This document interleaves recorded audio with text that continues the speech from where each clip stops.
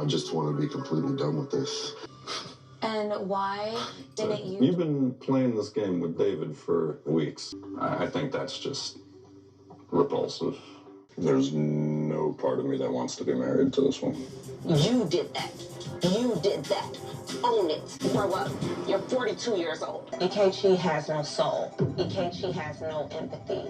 Ikechi doesn't feel anything outside of Ikechi's own feelings. Do you care about me? I don't, to be completely honest with you.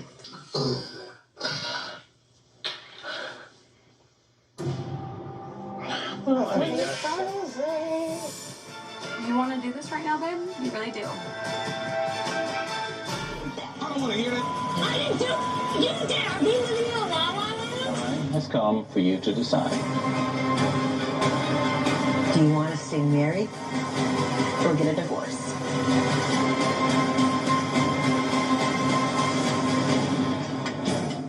This is Married at First Sight. All right, people, welcome back to our Married at First Sight recaps. This is season 18, episode 17, entitled "A Match Made in Scandal." How are you doing, Miss Lady? I am great. How are you, sir? I'm all right.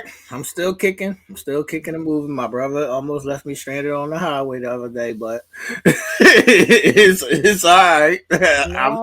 I'm here. It's all right. That's another story for another time. That's another story for another time. Just remember, we got AAA premiere around here. Okay. Make sure you remember that for next time. Okay. All right, but like I was saying, great season. I'm surprised that we still going. It ain't over yet. We still going. Listen, I'm like episode 17. Right. Like, wait a minute. Did we skip a few numbers? Did we actually watch 17 episodes? Has it compounded until where we are today? Because this shit is off the hook. Okay. That's a fact. And we can only blame the experts, because if they would have intervened earlier, we wouldn't be at these extreme measures. But I guess this season they said, fuck it, let's just let the inmates run wild. And that's what's happening. And that they did. That's what happened. All right, so the episode starts about 4 days out from D-Day. So the pressure is on all of the couples, even the couples that have already seemingly broke up. It's still pressure. I don't understand how or why, but it is. Listen. But it is. I want to say that it was a 2-hour episode, and I don't think a minute was wasted. No, it wasn't. I mean, every single minute, every single moment, every single scene, every single couple, every single anything was on and popping, and it was smoke almost in every aspect. That's fair. All right, so we finally get to break down all of the couples again. And we also have an added new couple. With David and Madison to break down. Listen. But before we get into all that, I got a couple quick questions. Now, we spoke about truth, right? Yes, we spoke about truth. We spoke about wanting the truth and all things of that nature. And I was saying that, look at Alan, right? Would Alan be better off not knowing the truth and just Madison saying no to him on D-Day? Do you think Alan would be better if he never knew the truth? Because where I see Alan at now, he may be to the point of no return where he may never trust a soul again in life.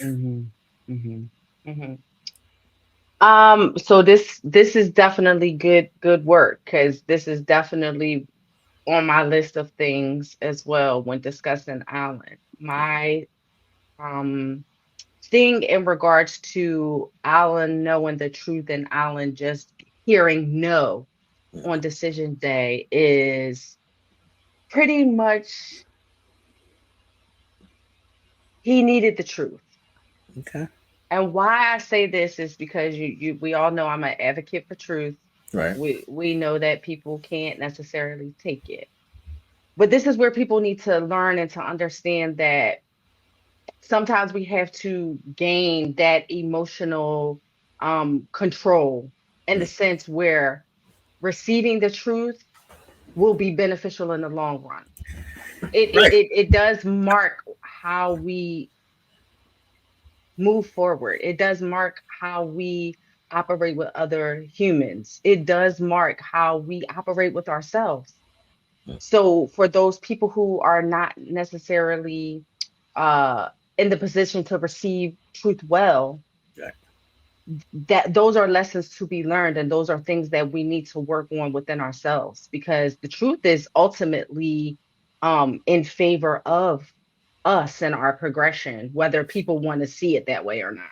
Right, but that's what I'm saying. You're speaking from a person who will learn from the truth, Mhm. like, and who will receive the pain or receive the hurt and process that along with the truth, instead of a person receiving the truth and then they're another person. Yeah, yeah, I get you. And I think in Alan's case, he's not necessarily receiving it well. He's not receiving it well. He may, have trouble, trusting in another woman. He may have trouble, See, that's what when I'm saying. he's Hold on. dating again. I'm not even speaking of him just trust. He can't even trust friends now. I don't even trust dudes now. Right. You're absolutely right. This is twofold, Right. because now I can't necessarily trust somebody who was supposed to be my friend Right. or in my circle Right. for the moment, even, as well as not trusting a woman. So yeah, he's definitely getting double blows. Right. He's definitely getting hit rather hard. But I feel like being left in the dark, yes, it protects him from these feelings. It protects him from knowing that, hey, you don't got no friends, Right. as far as David is concerned. Hey, Madison wasn't shit, and she was a little whole bag, and she ran off with Alan. Yeah, you didn't need to know that. But my thing is, at some point, he may have come across a flick, he may have come across a word, he may have come across something, and that probably would have hurt him a tad bit worse than him finding out the way that I'm he did. calling Alan, man. Fuck that. Fuck this shit. I'm calling Alan. I need to talk to Alan, Alan what's directly. up? I want to ask Alan this question fucking directly. Alan, Yes, if you're Alan. listening, would you have rather not known? And she's just said no to you. I need Alan to answer this Right. question.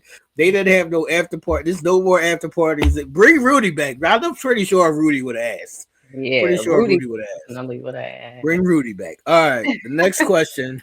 The next question to you is, as we approach D-Day, if D-Day came about to you in real life, would you be nervous or excited? I sat there and I was like, what would a bitch do? Right. What would a bitch do? I would be nervous because I just know me. Like, I know me. I just know my genetic makeup. Like, I am, um, I get nervous a lot. So Okay. yes, I definitely would have been nervous. Um, the excitement would not have hit me. That Okay. doesn't hit me. My nervousness will take over and it take precedence. So I definitely would have been in the zone.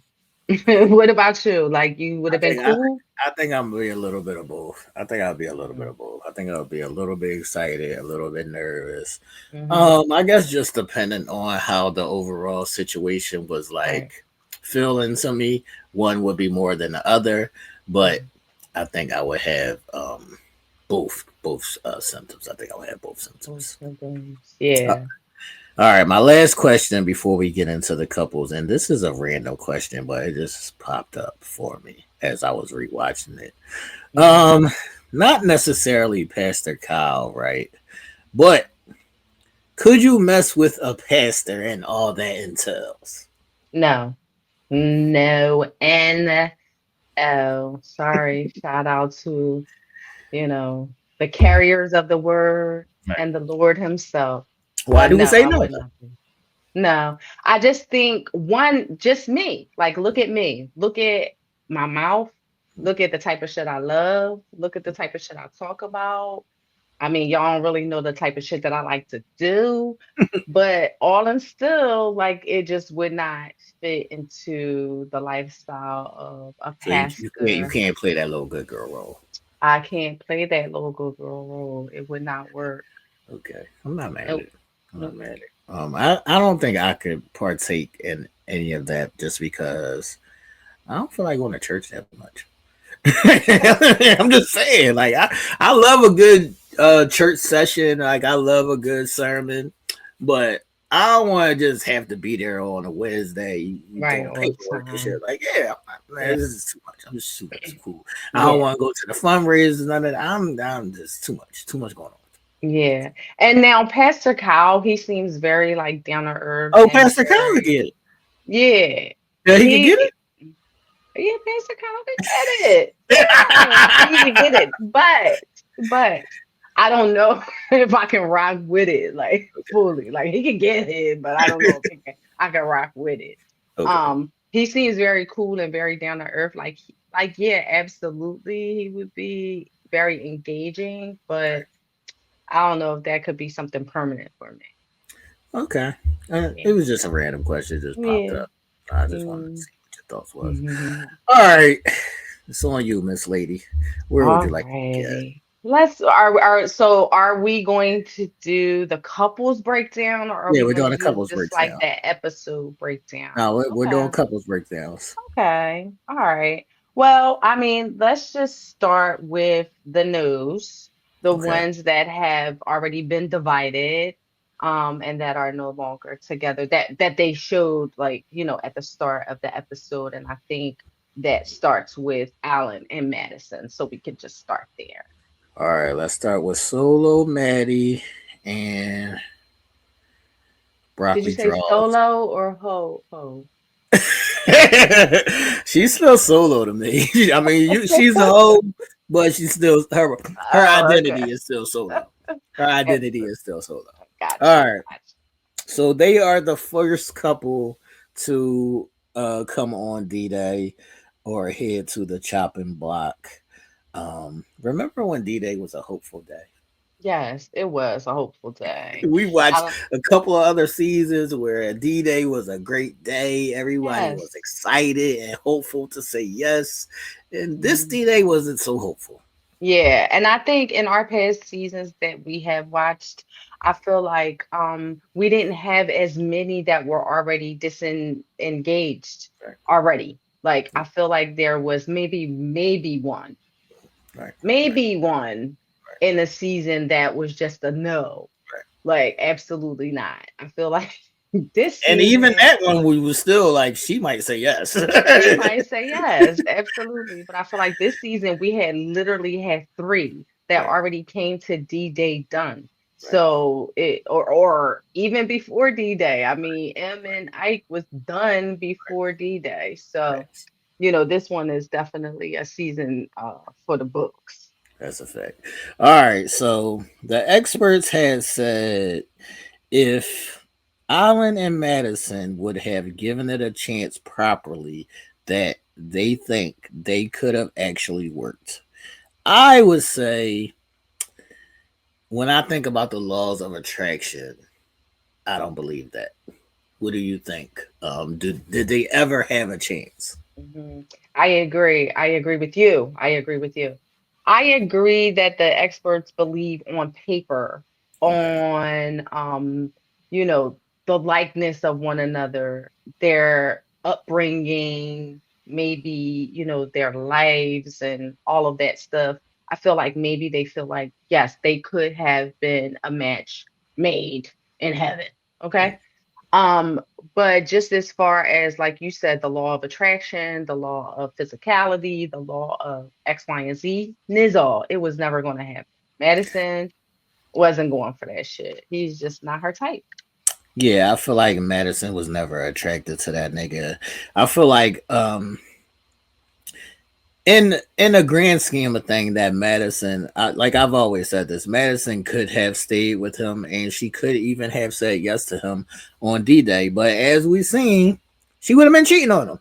If it wouldn't have been with David, it would That's have just been somebody else because she was already going out and staying out to like 4 in the morning. Like Mm-hmm. it just wouldn't happen. So Mm-hmm. I don't think that you can work on attraction. I just think that some of those times people settle without the attraction. So Yeah. that's what I thought about what they said. Mm-hmm. All right, so Alan, he walked in with that little jacket on that Madison had picked out, and it was just like he is still yearning for her approval. What did you think about Yeah. the jacket and his choice of I'm wearing a Yeah. jacket? Yeah. I thought that it definitely was an attempt at making a statement, like making here I'm not that bad. Here I do look good. And as you notice, the experts all gave him compliments and they all said you look great and super clean. And I think that's the reaction that he wanted from not necessarily them, but he wanted Madison to notice. So I thought it was kind of corny, but that's Alan. So there we have it. All right, so Alan said that he's still having these daydreams or nightmares. I've been sick of his fucking dreamy ass. He's fucking dream of cola. He's still having anxiety attacks, man. And I just feel like get your fucking balls back. Yeah. Yeah, he's definitely trying to find, like he said, he's trying to find his footing, or he might not have said it in those exact words, but he's trying to, get himself into a good space. And now that he's past he can't breathe and his chest is hurting and he's about to die. I hate this shit. Okay. He is now to the point of anger and aggravation and to the point of this bitch, n- Facts. pretty much. So that's where we see him at now. All right, so he said I feel like I wasted um like I wasted this whole time. Do you Yeah. think it's a waste of time? No, I never think anything is a waste of time. I always think it is just something else that you have experienced, something else that you have learned, and it's up to you to take something from it. I never feel like it's time wasted. Yeah, I don't think it's a waste of time. Either way it goes, that's just experiences in life. You gotta take the good and the bad, gotta learn. I don't think it's a waste of time. All right, so the experts did apologize to him, like they was saying. They thought it was a good match. I never thought it was a match. When people say I'ma choose something I normally don't pick, how does that normally work out? Because I don't like I've never really seen it work out because that's not really what you want. So when people were like, I normally choose this type of person, but I'm gonna pick something different. I want different because that's not working out for me. But that's what you really want. It's just not that person. Hmm. I think I'm twofold. Like, I think I'm in the middle on this here because I Okay. feel like sometimes, like, people get so set in their mind of what they think they need or what they think they want or what they think they like when they really don't even truly, some people, I'm gonna Right. say some people, don't even Majority. really truly, yeah, don't even know what they truly like, what they truly want, and what they truly need. So they just go on what makes them feel good at that point in time, right? So when people go for things that are outside of their norm, sometimes that could be good and it could be beneficial just at least to test the waters to see. Right. And I have known people that have stepped outside of their norm and have found something great. Okay. So I feel like, yeah, not all the time could that happen. And is that going to be the case? But I feel like it is doable if you step outside of the box. Okay. I'm not mad at that. Um. All right. So I just read my notes and it just fucked me up because Really, this idiot Alan, I you already know know. what you're gonna say. That's why I'm laughing with you. No, when they was saying, when they was apologizing to him, he was saying, it's okay. You know, I see why y'all messed together. She does have qualities that I would have loved in a person. Like, and it just was like, I can't deal right now, nigga, because no. No, No. I know, I know, I No. know. All right. So Madison came in and Madison was trying to apologize. And I'm a person who loves apologies. But I'm also a person who will say, fuck your apology if there's no remorse behind it. Facts, So you feel the facts. same way. I do. I Okay. do. Fuck that apology. Sometimes I'm gonna be real honest with you. Sometimes I don't even give a fuck about your apology if you have remorse. Okay. I don't.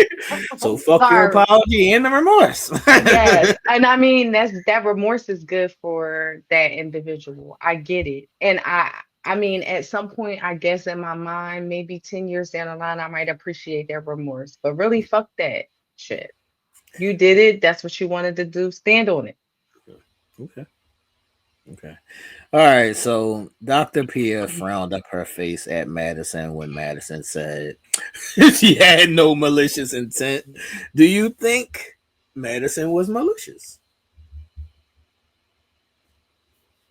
Okay, it might not have been malicious because if we know the definition of malicious, then we understand that it could very well have not been a malicious intent, but it definitely was intentional.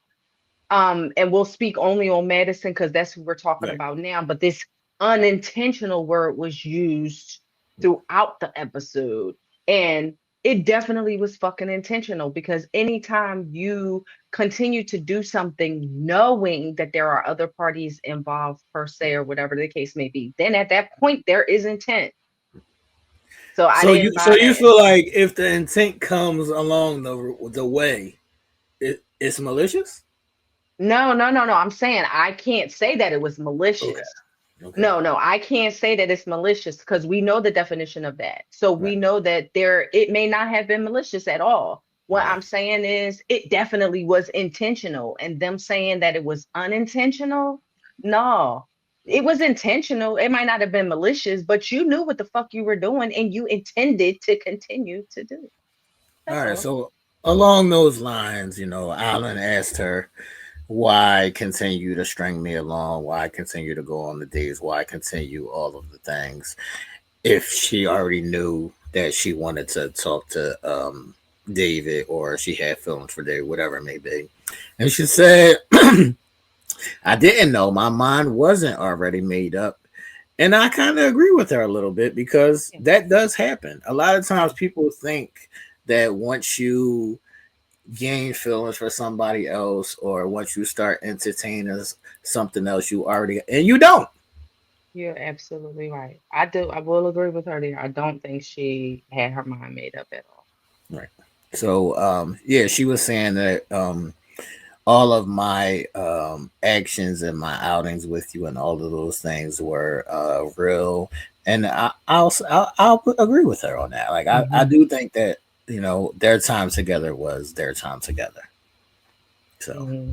I don't think that she was malicious, but Right. there was a lot of name calling going around, and I just was like, why we gotta do that?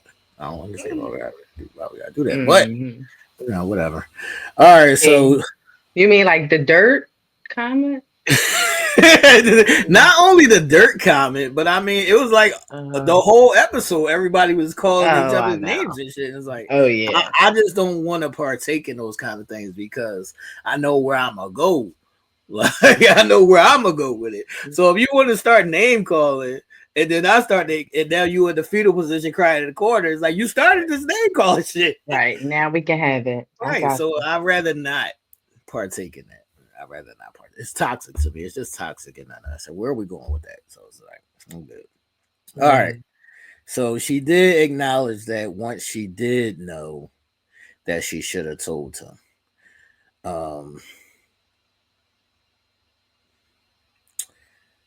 and he said, I kind of got the hints, and I feel like once the physical connection is not there, that should be a dead giveaway. And I don't mean it like sex. I'm just talking about the small things like hugs and basic kisses, like even a kiss on the cheek, holding hands, things of that nature. Once none of that is present, I think that you should kind of get the hint. Yeah, absolutely. I don't see how Mm. people don't get the hint. Mm, So he did. He acknowledged that he knew after a certain time, and he said, I shouldn't have to work this hard for somebody to like me. And duh, like you should know that you shouldn't have to work that hard for yeah, facts. somebody to like you. But people do confuse things. Like say when somebody likes somebody and then they trying and they put an effort into showing them that they like them, but that's never reciprocated or that's never appreciated. Then you gotta Mhm. kind of start formulating in your mind, all right, this person doesn't fucking like me. Yeah, yeah, it's just not that. It's Yeah. not that. At least And not in the yeah, manner of like a romantic kind of thing. yeah, facts. All right. So I do think that sparingly, not a lot, sometimes that can shift. But I think that you're playing a fantasy, hopeful game when you think that that's going to happen. Right. I agree. Okay. So, he said, here we go with the name calling. Sneaking around with David was repulsive. And he thought more of her. But obviously, you didn't really think more of her because you are the person who originally called her transactional. And Yeah, then fair. you yourself put her on this high pedestal. So Hmm. I'm confused, Alan. Right. Which one And is it? he's confused. Is it fact? I think for Alan what was happening is he was seeing these things in her. He was feeling these things from her, but he continued to like push them aside and ignore whatever Ignore the red flags. flags. He ignored his, his intuition, the red flags that he saw.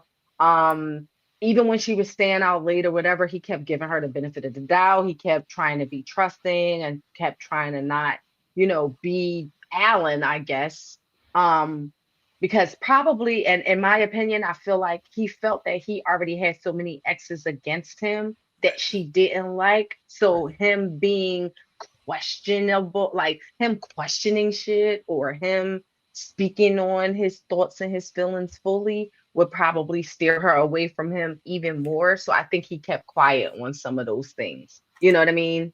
That's a fact, but it's also times that when you be like, if you think to yourself, if you're a person that your person is like staying out till 4 o'clock in the morning and you on the phone like texting them and you saying like, yo, where the fuck is you at? Like if I gotta go there where I'm saying where the fuck is you at, like that should be registering. Like Yeah, I fact. shouldn't be in this place. At all. At all. So I think it definitely was laid at his feet. He called it out, but he just didn't stand on his feelings and his intuition. Okay, so Madison did apologize, and she went into the David shit of, you don't want to hear it, you're not hearing me, so I don't have anything else to say. It is what it is. It is what it is. That's what it is what it is. It is what it is. Yes. All Yeah. right. So how do you view that whole thing of I don't have anything else to say? Like the kit of I don't. That's it's a whole package where where somebody has done something wrong and then they be like, I don't have anything else to say when they are in the wrong. Facts. How do I you view think, that? yeah, I view that as just a crock of shit. Okay. Okay. Only simply because my thing is the reason that you don't have anything else to say and the reason that you are, you know, feeling as if you don't have more to offer is because nobody's buying your bullshit. I feel like if your bullshit was being brought, then you would probably have a lot more to say. You would probably be a lot more, calm, cool, collected, and offering more of an apology, more of an explanation, and more of a compassion towards that which you did wrong. I feel like that whole shut down mechanism mentality that a lot of people have Right. is just because nobody's buying your bullshit. And when you're faced with the fire, you don't want the smoke. So you're just gonna bow down and you just be like, all right, I don't have nothing else to say. This is it. All right. I just want to ask a question. Based on that. Um, I think that in those instances, it may be a person who doesn't have remorse, Hmm. but could it also be a person who doesn't want to keep twisting that knife in your back? Could it also be a person who doesn't want you to keep disrespecting me now or keep calling me names now because you're upset at what I did? Like hurt people, this is my new shit now. Hurt people, but those people forget that it hurts people. Hmm. So basically stating that the individual who has inflicted the pain, not speaking my concept. The person that has inflicted the pain is basically saying that they don't want to speak no more to prevent themselves from continuing to inflict more pain because it's hurting them. Is that what you're saying? No, Even more? I'm saying that the person who started the pain or was in the wrong, I don't want to keep like giving you every detail. Like, yeah, Oh, her ass was fat, and like I don't want to keep oh, I got you. because that's I just got hurting you more and more and more. Yeah, I'm 50-50 with that. I'm 50-50 with that. I can see it. I can understand it. I can actually even conceptualize myself not giving details for that same exact reason. But on the flip side of that, on the other end of the spectrum, I just feel like the person who has endured the pain or who is on the receiving end of the pain should be afforded what they need. But they don't always know what they need, or they don't No, I always get it. know I get it. how it's going to come back. I get it. And then maybe it is up to, the conversation to and the way that that steers for that decision to be made like, okay, enough is enough. But I feel like just the shutting down is so unfair. Like it's so unfair. But I also feel like Madison might have offered more, and Alan was the one that was shutting the shit down. Right, right, Where sometimes it could be vice versa. right, right. Alan was shutting it down this time. He was like, "Fuck you, bitch." All right. So what I mean by hurt people, and they don't Mhm. realize that it hurts people is because, say, if I hurt you, now you're in turn hurting me. Do you not realize that you're hurting me, or is Right. it okay because I hurt you? Right. No, it's not okay. It's never okay. But that doesn't stop the fact that it's happening. That doesn't stop the fact that that is the way that I am responding. Right. So that's my Mhm. question. So if I hurt you, and now in return you're hurting me, do you realize that you're hurting me? I feel like most people do. I Okay. feel like most people do realize that they're hurting you, and actually, they don't give a fuck that they're That's what I'm hurting you. saying. They don't give a fuck. It doesn't make it right. I get it. It doesn't, it's not fair. I get it. But it all is fair. All is actually Thank you. fair in love and war. Thank Like you. Didn't they right teach y'all that now, two wrongs don't make a right? two wrongs don't make a right. And I actually am a firm believer in that. And in some instances, I will back down from something that I could actually do to reciprocate being wronged.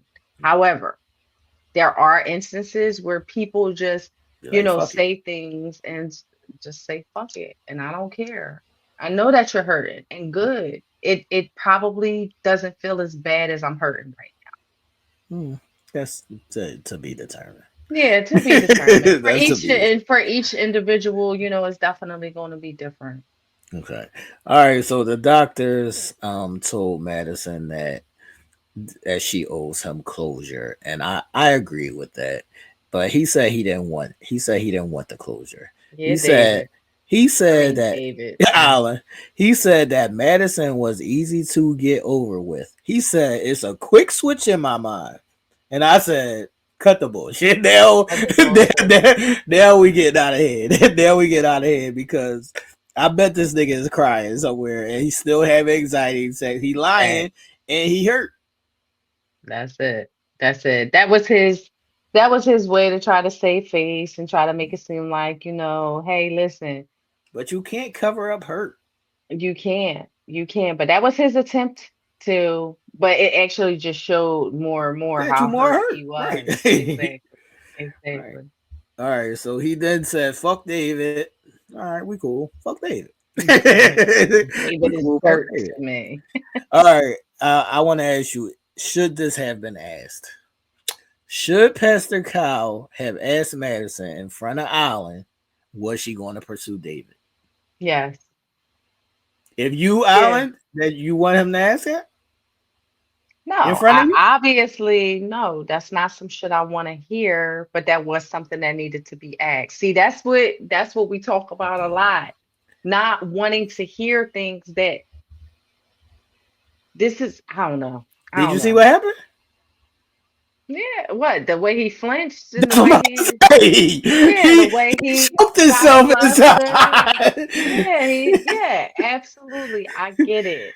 But, not all the time are we going to be afforded the opportunity to not hear shit that we don't want to hear or to not be able to, digest something that's being said that is truly fucking hurtful where we want to jump off of a bridge. We got to learn as adults to be able to, receive, take, process, even if we dying inside about it. Right, but also as adults and as the experts, you have to gauge people's abilities. So you doing that could shift him off. He could jump out the fucking window, and then Yeah. they're gonna be like, "Well, what happened?" I asked Madison if she was gonna still be fucking with David, and she said, "Yeah," right in front of him, and that's what tipped him over the edge. When Yeah. if that's a question that you want to ask, you don't have to ask it in front of him. Yeah, no, I get you. I get you. I actually, agree. Um, but they're in a forum, of course, where, you know, ratings is what's what. Yeah, And we gonna ask that's you a what the fact. fuck we want to ask you. That's a fact. So, I guess it is a catch 22 because sometimes, you get in situations that you don't necessarily want to be in, but it's times like these where you gotta know how to fucking maneuver in those situations. Hopefully Alan is doing okay. Alan is gonna kill himself, and I'm told y'all. Y'all gonna be No, fucking don't say saying that. truth is truth. We want the truth, and I'm like, Alan is dead.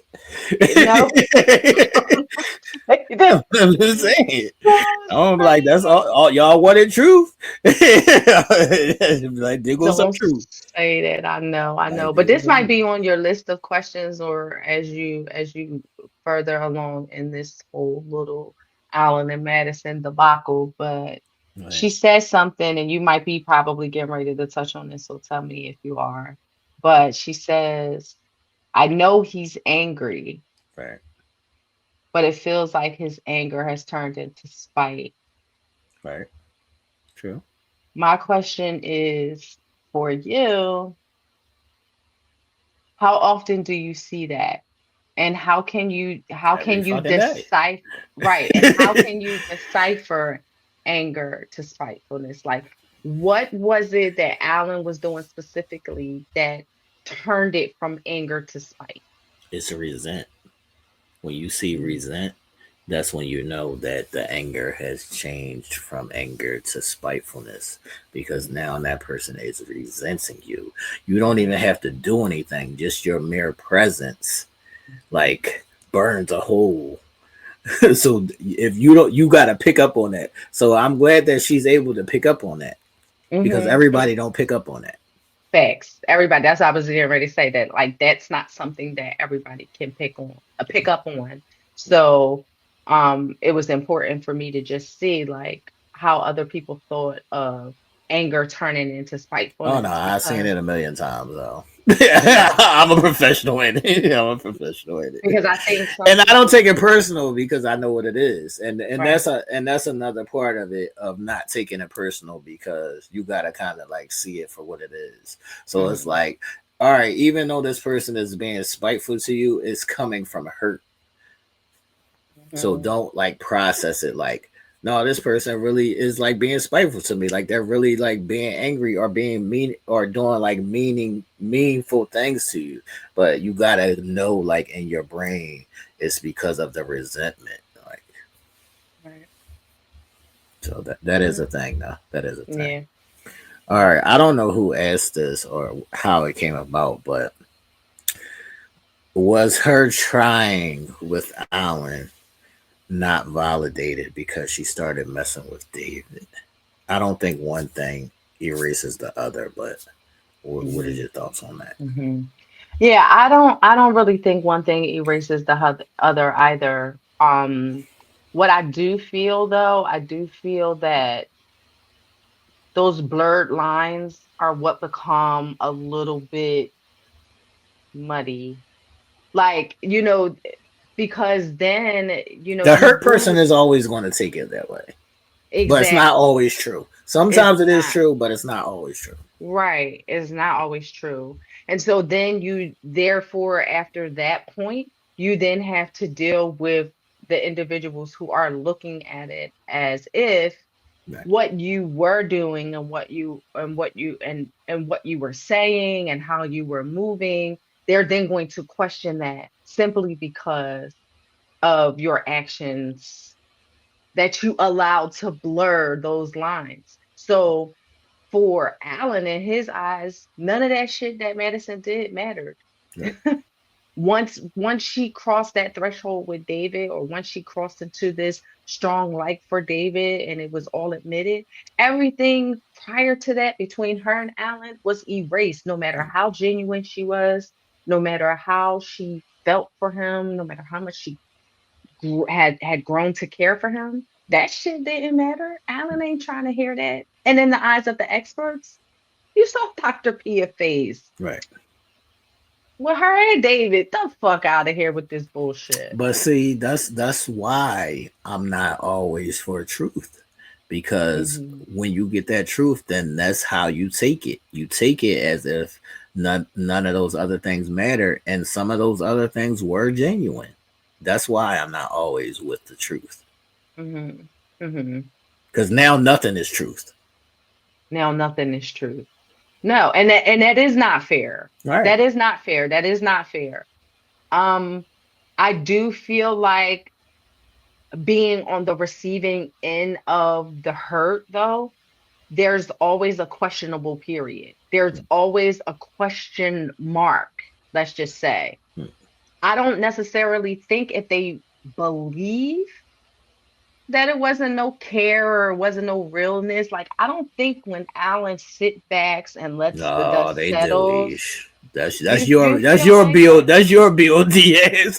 That's your build Diaz. The average person, they're gonna hold on They're to gonna that, hold and on nothing to was it. fucking truth. And nothing was fucking They- truth. They're gonna Yeah, hold but on I to that, and think nothing was I fucking think truth. in the reality of it, that's not a fair way to put that on somebody. You know what I mean? Because not all the time does a person not care. Not all the time Right. does a person not love you. Right. Not all the time does a person not move genuinely with you just because they choose to do something else that's making them feel good at the time, or that's making them feel like they might be in a better situation. Like, it's not all the time does it take away from what they had with you. So that's not always fair. But I do feel like people do tend to lean more towards the nah, you ain't genuinely give a That's a fuck fact. about me.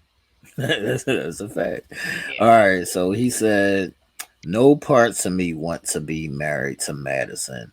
That is a lie, sir. And that's why you can't even look at her, because if you do look at her, you're gonna cry. Right. Right. You're gonna cry. All right. So, and I also said, if Madison right there, right now on decision day had said, "I'm sorry, Alan. Let's start over." He would, or he even might not agree to it, but inside, I feel like he really will want to be with her. Yeah. What do you think? Yeah, I agree. That was one of the things I was going to ask you. Do you feel like Alan would have said yes That's a fact. If Madison would have said yes? But I feel like Alan just felt the need to be not the sucker Right, right. because he's been the sucker all season. That's a fact. But so that's what I was saying. That's my answer though. Like even in that instance, and not being a sucker, even if she would have said yes, he would have said no just to not be the sucker. But inside, he He would would have have really wanted wanted to to say say yes. yes. He would have I would really agree. wanted to say yes. Yeah, I would agree. All right, so it ended with her basically saying like, "All right, enough's enough. I'm good now. I can go explore my feelings for David." And heal. Bitch, what you And healing heal. from? I can't. You know, it is what it is. That's what she was basically saying. It is what it is. Sorry, Alan. Deuces. Madison is a mess. Solo Maddie, man. Deuces. Solo Maddie, man. Deuces. All right. Where do you want to go to next, man? Okay. Well, why don't we just get um why don't we just go ahead and get David and Michelle out the way? I mean, they're David and close. Michelle. David and Michelle. David and Michelle are the second couple to approach D-Day. I gotta start this off by saying shout out to Michelle's dress. Yeah, her dress was cute. She got a nice little body, nice little shape. Michelle's cool. Shout out to Michelle's dress, man. Mhm. All right, so David apologized, and the whole room rolled their eyes at him. Is that fair?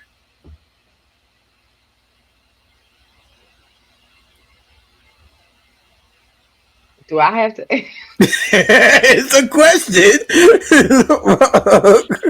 Do I fucking gotta answer that? Yes. Is that fair that he tried to apologize to her and the whole room, doctors, experts, everybody in the room rolled their fucking eyes at him? No, I don't think it's fair. I mean, if we want to be technical, no, I don't think it's fair.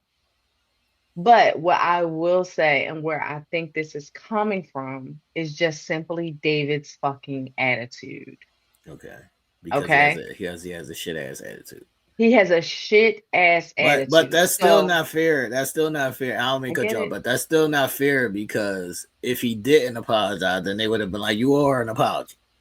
So what the fuck you want from me? What do you want from me? I get it. I don't think it's fair. I don't think that they were giving him a nice considerate benefit of the doubt. Here's what Being welcoming to me. welcoming or anything. Um, but I can see where it's coming from. Okay. All right. Let me just say that. I'm not mad at that. I'm not mad at that. From his energy, basically. I'm not mad at that. All right. So Right. Michelle was on that line of once a liar, always a liar. So anything that you say, I'm not gonna believe it. And that's what I was just saying. And David said his normal. Believe it or not, it's your choice. Believe it or Ripley's. not, it's your choice. Ripley's, okay? He was Ripley's all That's a episode, fact. okay? And Dr. P has said, is that defensive? And this is when we see that he checked out and he was like, I'm over it. And he put the ring down on the table and all that. So Yeah. Pastor Kyle asked, why are you doing all that? Like, if there's too much going on, you're a person who checks out. Is that fair to your partner? And he said, a good partner will understand that and help you work through it. What do you think about that? Do you think a good partner will help you work through it if you check out because it's too Checking much? out. Right. Um, Yes, I feel like good partners that are aligned with one another will help each other through their feelings of, whatever, whether it's checking out, whether it's being insecure, whether it's whatever the case may be, because they have learned their partner and they kind of know, you know, areas that are testy for their Right. partner. So they're able to help. David and that bullshit that he used, it doesn't fucking apply. It doesn't fly. It doesn't apply. No, not at all. So David, save it. Not David, save David, it. save it. All right.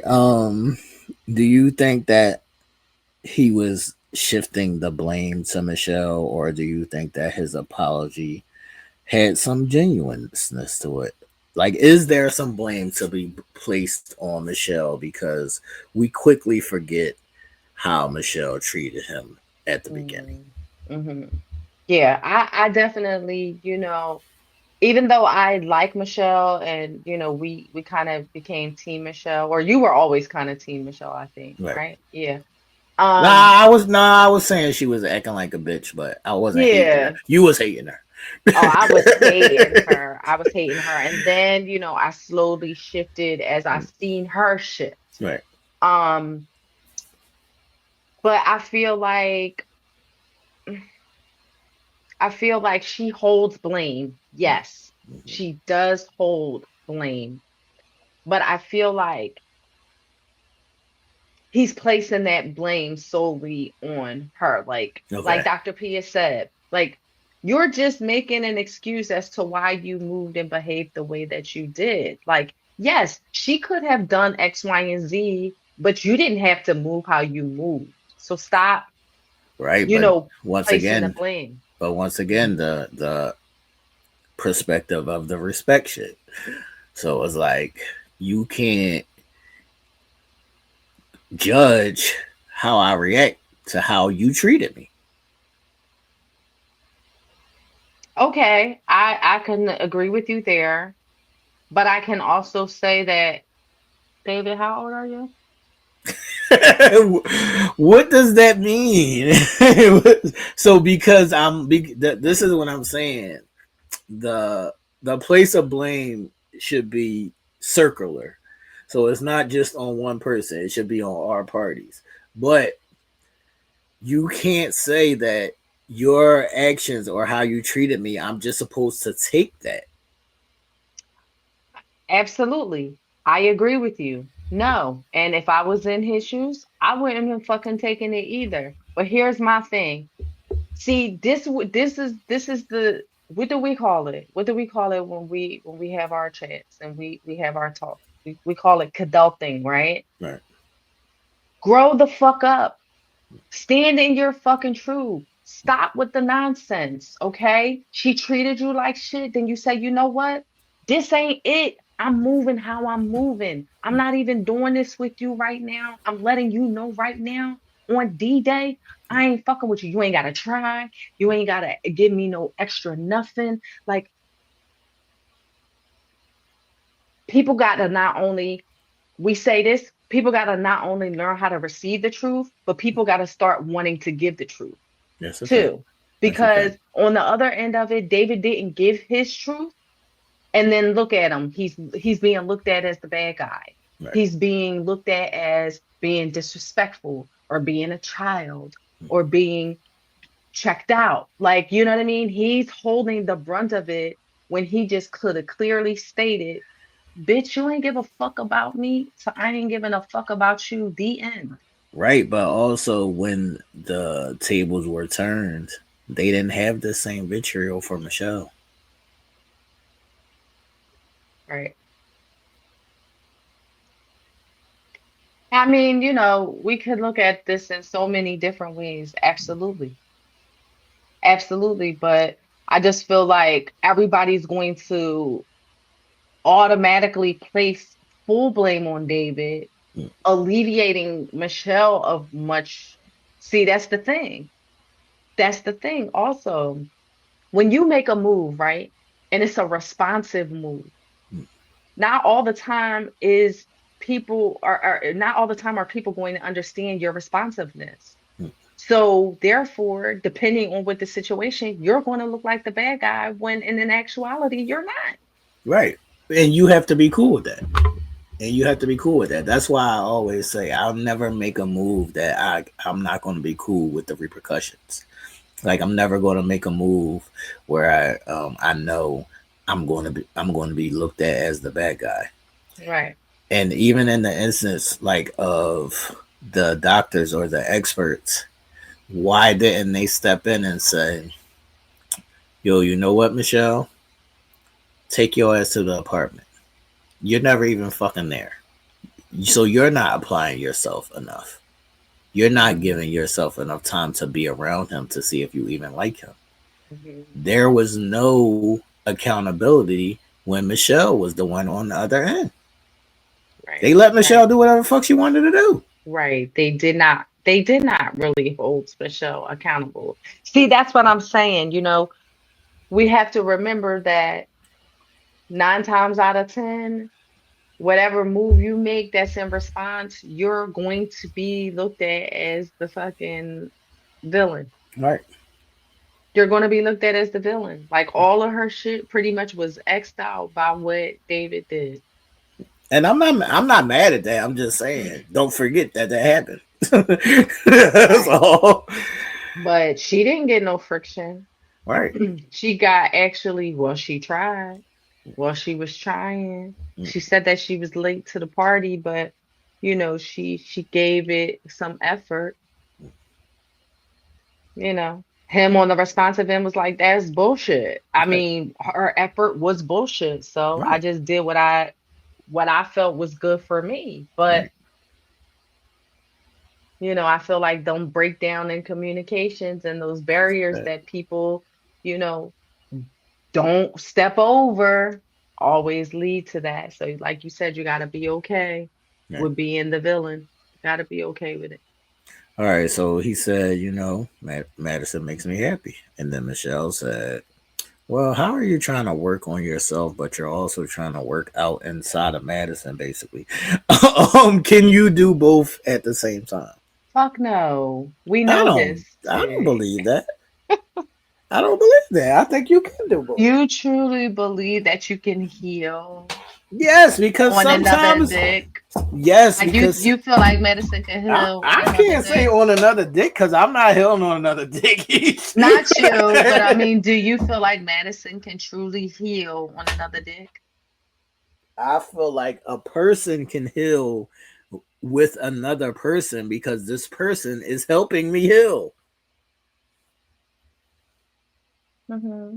That's See, what I that feel is like. that is for the good, emotionally intelligent individuals who can decipher what they need to work on within themselves Right. and with themselves alone, and also what they can gain from having a friend or a partner or something like that to help them through it. But the problem is that people don't know how to decipher or don't know how to That's a fact. separate and don't know when they need to do solo work on themselves versus what can also help them get through things with someone else being a helper, Yeah. and I I think that's what the problem I is. don't feel like I gotta wait or be by myself because I'm healing. I feel like I can do both at the same time. Yeah. But I just think for David, the way he just did shit, because like you said, he was an amateur, Right. what you Right. call He a rookie. he a rookie. He a Because rookie. he was a rookie, I just think the way that he just did everything was what was stacked up against him when he was Right. trying to explain himself at the end of it all. So yeah, maybe he might have needed some time for himself or needed some time to be attentive to himself. And Madison assisted him with that and Right. his happiness and his way of paying more attention to himself and his way of feeling wanted or needed or desired, whatever he needed out of that situation and that he's getting, cool. But I just think it wasn't received well because of how he lined that shit up. His lies, his attitude, and all of that just compounded on one another and Fact, just made but it worse. that's a fact. But the disrespect, like you Was can't, initially with yeah, Michelle. like you, like the disrespect has already been served. So Right. we can't forget the first disrespect. No, you're absolutely right. And this is why you should be like, no, bitch, Right. fuck you and fuck your disrespect. Boom. I won't let see for me, T, I'm not letting nobody. That's If a I can fact. if I can help it, I ain't letting that fucking slide. I'm Right. not letting you do what you want to do to me, right? Treat me how you want to treat me, right? And then when I finally decide to respond, however I see fit, that you don't know exactly that I'm responding Right. how I see fit. Because you're never going to make me look like the fucking bad guy when you was the bad guy to start. Like, I don't know. Maybe that's just me. Yeah, like once the disrespect is done, the disrespect is done. Like I could be the bad guy. That's why I always You say don't care I'll no be your huckleberry. That's why I always say I'll be your huckleberry. Fuck that. Yeah.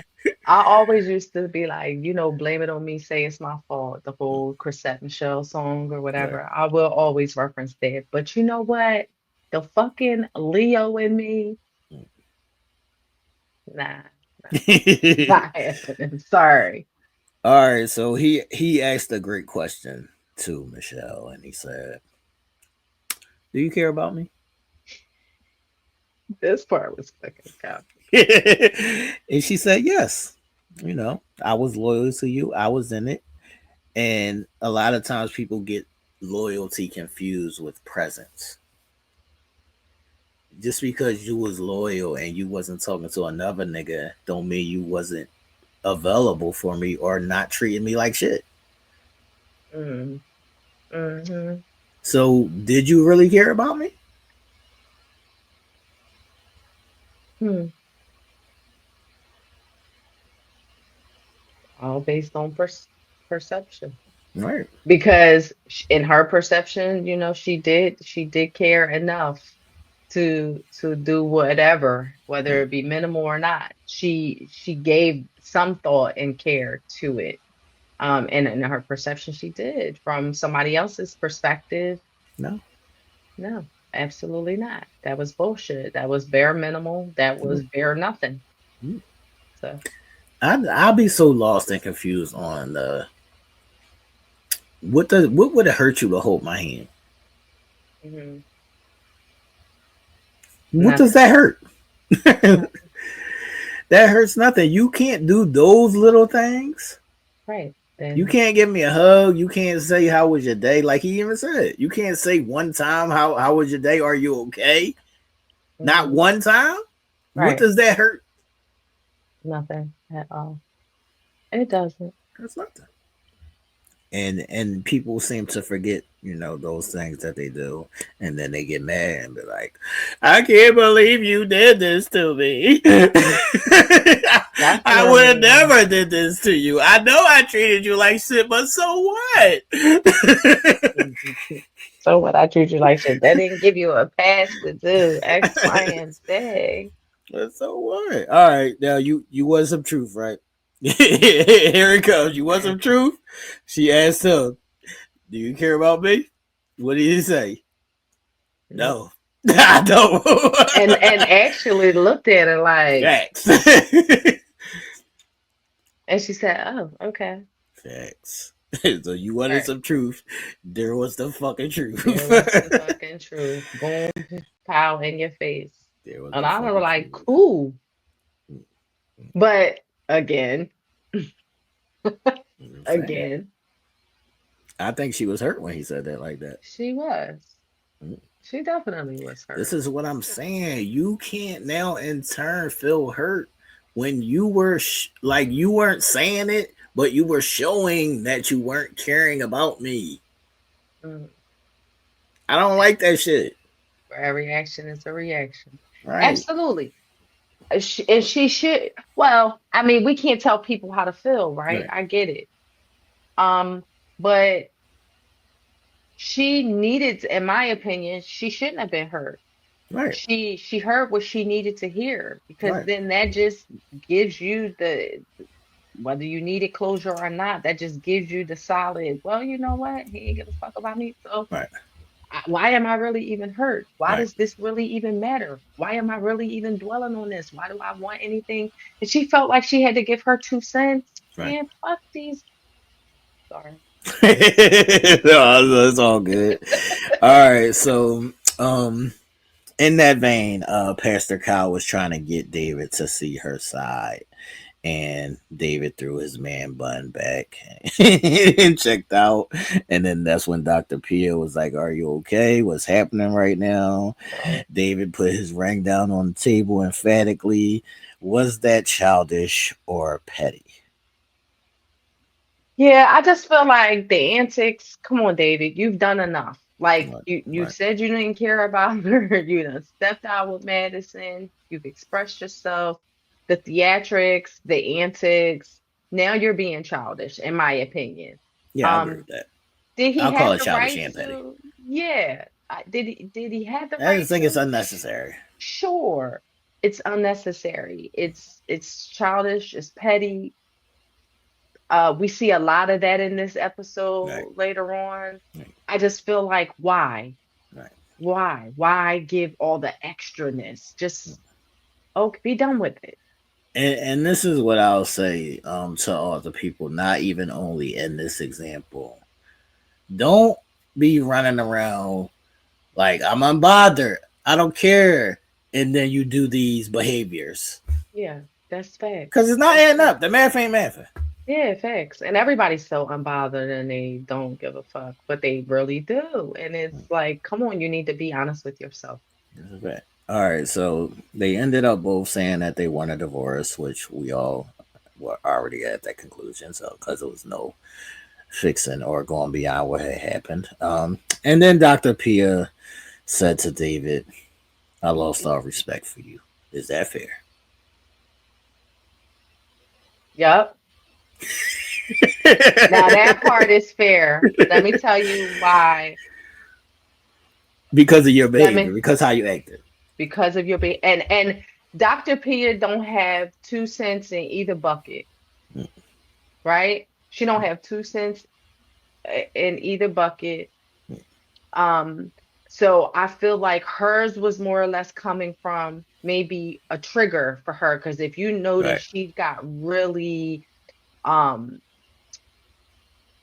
she just got really affected by just David's demeanor, right, David's behavior, the way he was saying, the way he just didn't care. She spoke highly of just his I don't give a fuck attitude. You're able to have that, but when you're in adult settings, when you're in communication with people, just in general about shit, your actions, their actions, whoever's actions, there has to be just a level of respect and a level of accountability. And frankly, he just didn't have any. And okay, maybe he didn't have to have any. right. Maybe, that was just his response. But I just feel like Dr. Pia just took it as a snuff to even the experts. And that's probably why she felt as strongly as she did.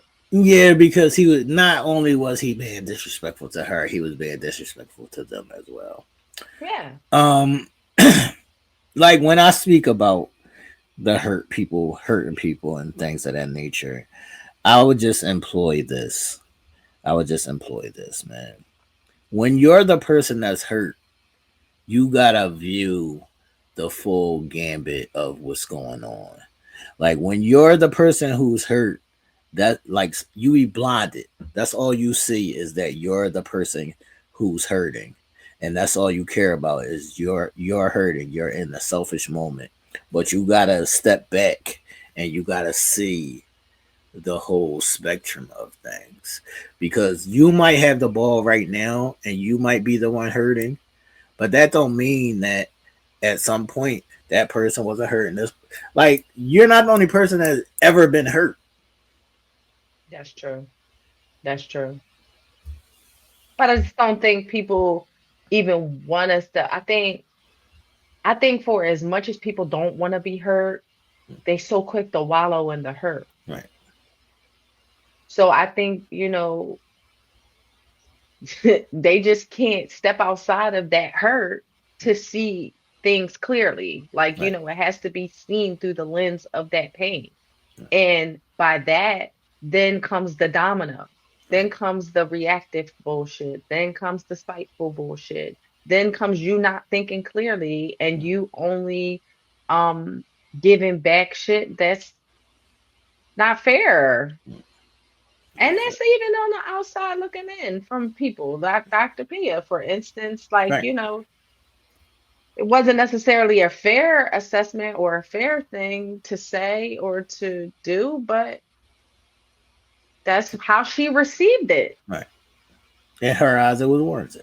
In her eyes, it was warranted. Okay. Oh, All right, so it wrapped up with Michelle saying that David is hot garbage and let Michelle get his dick hard at the gym, man. X, Y, and Z. We just went on it. We just went down a rabbit hole. dirt, garbage. We didn't hear a lot of names. All right, so where are we going next?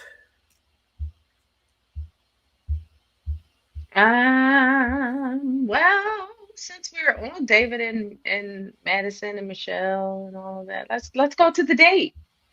All right, so let's go to our new couple, David and Madison. Not the new couple. It's a new couple, David and Madison. It's a new couple. Let me see, man. Let me find it in my notes. I got 99 notes. Bear with me. Yes.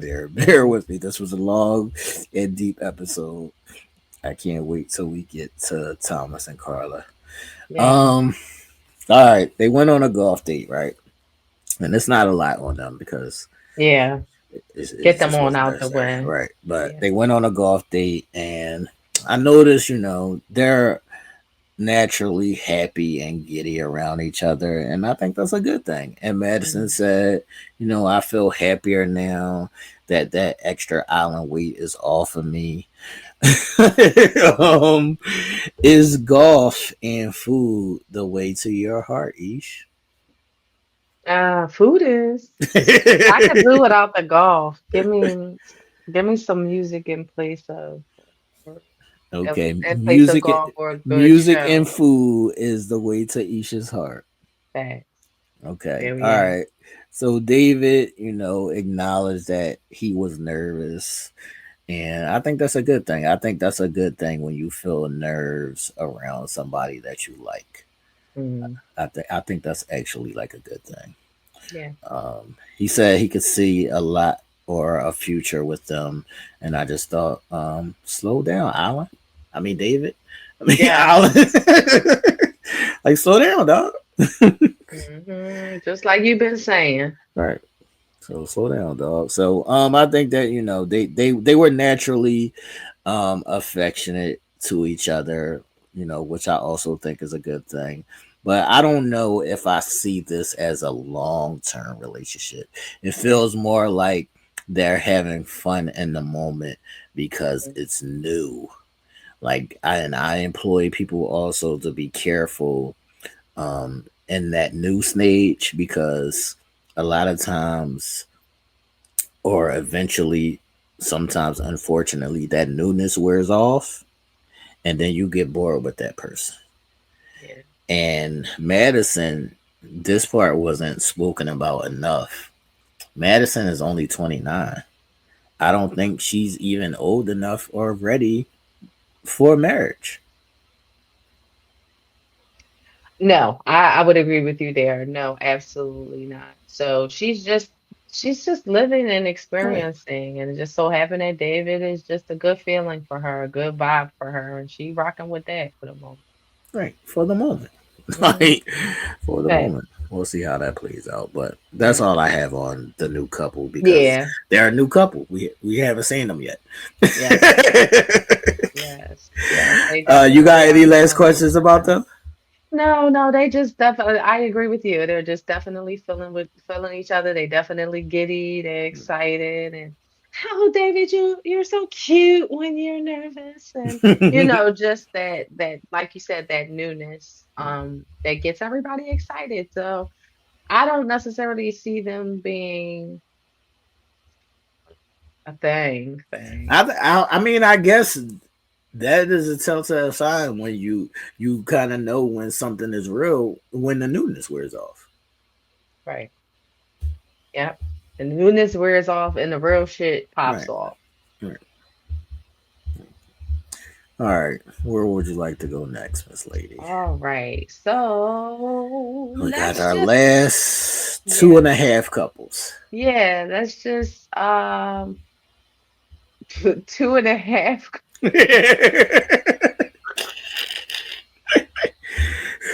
Yes, yes. All right. Why don't we do our half couple? Okay. I want to save the actual D Day for the last. All right. So then we'll just go to the mixer then. Yeah. All right. So we get to the mixer or whatever wine considered as a kickback. And M and Ike Raw is there. Um, First and foremost, oh, we can get to the particulars later. Let's just stay on Ike and M. Yes. All right, so they greeted each other, or M greeted him like it was a cordially when it first interaction after not seeing each other for a while or whatever. It was cordial, but we all kind of knew that ain't gonna last. That ain't gonna last. Let me see, man. I'll make sure we stay on them. All right, so after we'll get to an explosion that happened. We'll talk about that later. Yeah. But after that, Juan said, "Was it Juan? No, Juan didn't say it. Um, they was Carla and Juan was talking about their situation, and then M just started talking about her experience, and the whole thing. So I didn't really take it as she was taking shots at him. I just feel like she was just like talking natural, and she was like giving her how she felt about her experience. Mhm. But Ike Raw was not feeling how she was speaking about her particular experience. He wasn't in agreement. He didn't like it. He lost his fucking mind. Basically, he lost his fucking mind, and she was speaking about her particular experience. And I don't think she was taking shots at him at all. And I also don't think that you can judge or you could feel some type of way about how somebody feels about their experience. That's That's how she correct. felt about her experience. I agree. But he called her a political party. He says she's searching for sympathy and she's playing the victim role. What did you think about Ike losing his mind? All right, I'm gonna be honest with you. I did not feel like she was intentionally taking shots, Right. right? But I am a strong believer, and I have said this many, many a times. Oh, ladies, don't ever let them see you sweat. Don't let them. Who gives a fuck? You could have just clearly said, you know what? I enjoyed this experience. Or It I may didn't not, enjoy it. I didn't enjoy it. You know, it was rough for me, but it was an experience nonetheless. And I'm moving on. And I wish Ike well. And we could have just kept it moving.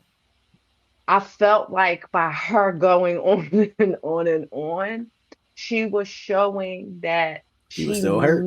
she was still hurt and that she wanted some smoke and that she Right. wanted some friction and that And what it, she was letting him right. see her sweat, which is I hate that. But And so what did I say? Hurt people try to try hurt to hurt people. people. Yes. He Hurt people fucking try to hurt spiraled people. out of control. So she told him that he needs to take some accountability. He needs to grow up. She said a handful of shit. And then said, I could care less what you guys say. Now, the math ain't mathing again. The math ain't mathing again because Yeah. you can't say all that you just said and then say, I could care less. No, you Mhm. just said a whole bunch of shit. So obviously you care some. You Or care a you whole care a lot. fucking lot. Yes. You You care a care a whole fucking fucking lot. lot. You care a whole fucking lot. You care a whole Hey, fucking lot. All right, so this is an example of what I call matching emotional immaturity. So I feel like both of them in that instance was matching emotional immaturity. And this is my question, and I proposed this question on the prophecies before. Why is it so easy for people to let go of love, but they hold on to hurt and pain forever?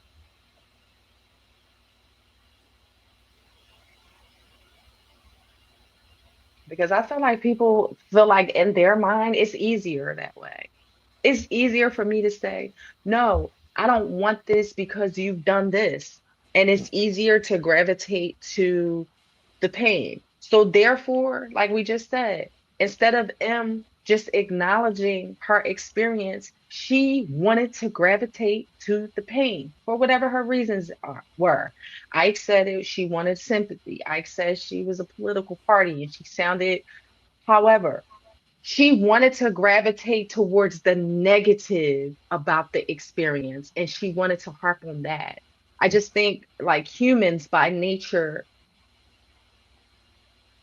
they want war more than they want That's love. a fact. They want That- more than they want love. They that's a want fact. war more than they want love. That's a fact. And I Um, say that all the time, and you got to let yes, that shit go. you do. You really do. And not all the time is walking away the answer either. Sometimes walking through could be just as satisfying. You just don't know. People just walk away all the time and leaving love. That's a fact. So, and it's not always the right way.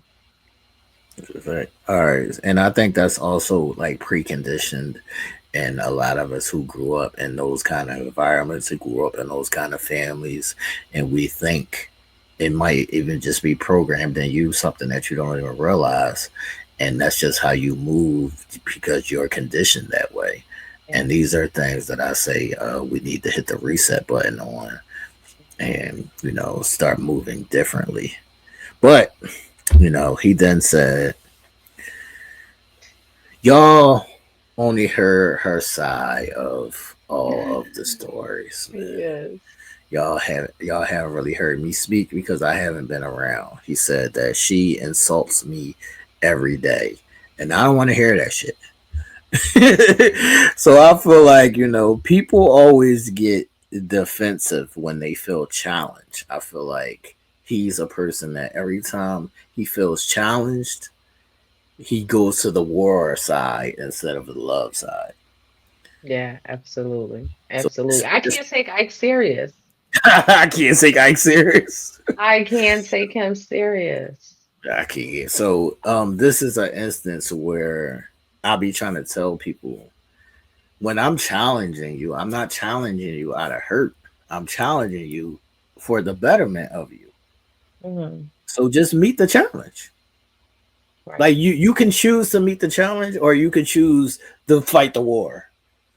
Right. And what you think people want to do? They What choose to you fight the war. They choose to fight the war. Do you think that somebody is going to choose to meet the challenge, to step up, to better themselves, to make changes, to see their wrongs, to see your rights? Like what you think people are going to do? They're always going to choose to fight the war, and that's the Right. mistake that we have as a people. Like it could be as simple as this. Like a person could be like, "Yo, we don't talk enough. I've been calling you, like Em was saying, and I've been reaching out to you first and everything, and it's like still no response." And instead of just addressing the issue and adjusting your behavior, you choose to be defensive and fight, and now you're searching for excuses, and you've been like, I didn't call you back because I was working and I was doing X, Y, and Z, and it could be like all you had to do was call them back. Mm, It's that simple. right. Just call them back, like. So M ended up saying, he has no soul, he has no sympathy. I mean, no empathy. Empathy. And that is something that I spoke of like earlier in a recap where I said that men don't know what empathy is towards women. Hmm. Instead, they argue back with women. And I don't. That may be like a thing that they saw people like arguing with their mom and shit. Hmm. So Yeah. they think that that's the natural course of things. So and like some men gotta learn, or they it gotta be taught to them. I don't know, but it gotta be fixed. But some shit you just gotta eat as a man, right? Whether you right or wrong, you just gotta eat it. You just gotta eat it because her feelings are her feelings in that moment. Whether she's right or wrong, it's still her feelings. You just gotta eat it. It's okay. Yeah, I get you. I get you and I agree, but then I also feel like that's the sort of unfair. It is Whatever unfair, happens to, but yeah, it's whatever. life. No, but it should not be life, and it should not be life. Like, come on. My thing is too, look at you. Because you Because about to say, Ish, what the fuck is you talking about? What you get ready to say? Because you already know that that is not it. But what happened to, we can agree to disagree. Like we can agree to have different perspectives, but it doesn't mean you have to just eat it, and it doesn't mean that I should can just be a bitch and just do what I want to do, like or let's say all what I right. want to So say. let's stay there. We can agree to disagree, but you can't handle a disagreement. Mm. Like women can't handle a disagreement. They want to be right. I mean, I don't disagree with you there. I don't disagree with you there, but I feel like I just you When have you ever come heard a woman say, "Let's agree to disagree"? I say it very frequently. Exactly. I say it very frequently, but I just feel like I haven't heard it. right. But and I get it. And I feel like too, I just these conversations boggle my mind because it's just not the cloth that I'm cut from. You know Okay. what I mean? So it's difficult for me to speak to these type things sometimes because I see them, I know that they happen, etc., but I don't understand them fully because that's not how I move and that's not how I operate. Like I feel like no, you can't always be right. No, you know for a fact that you're not always right. No, you know for a fact that it's some shit that you do wrong, or it's some shit that you say, or some ways that you move, or some things that you're not acknowledging on the other end from your partner, or whatever the case may be. And so you can't just sit there and just make him eat that. Like, what kind of shit is that? And then when it comes Life. back to you, yeah, but then when it comes back to you, then what happens? Then you're the victim? Yep. How? So that's what's baffling to me because like if we talk through it and we lay it out, how does it even make I'll sense? explain it to you. I'll explain it to you, or I'll explain it like this. No, it's not fair and it's not right and it shouldn't be done. But like we speak about emotional maturity and emotional, everybody don't fucking got that shit and they not ready for it. So it's like if you see as a man, as the leader, you have to understand a woman's emotions. You have to understand that when she's in her emotions, you can't do a dialect of logic with her because she Hmm. can't hear you.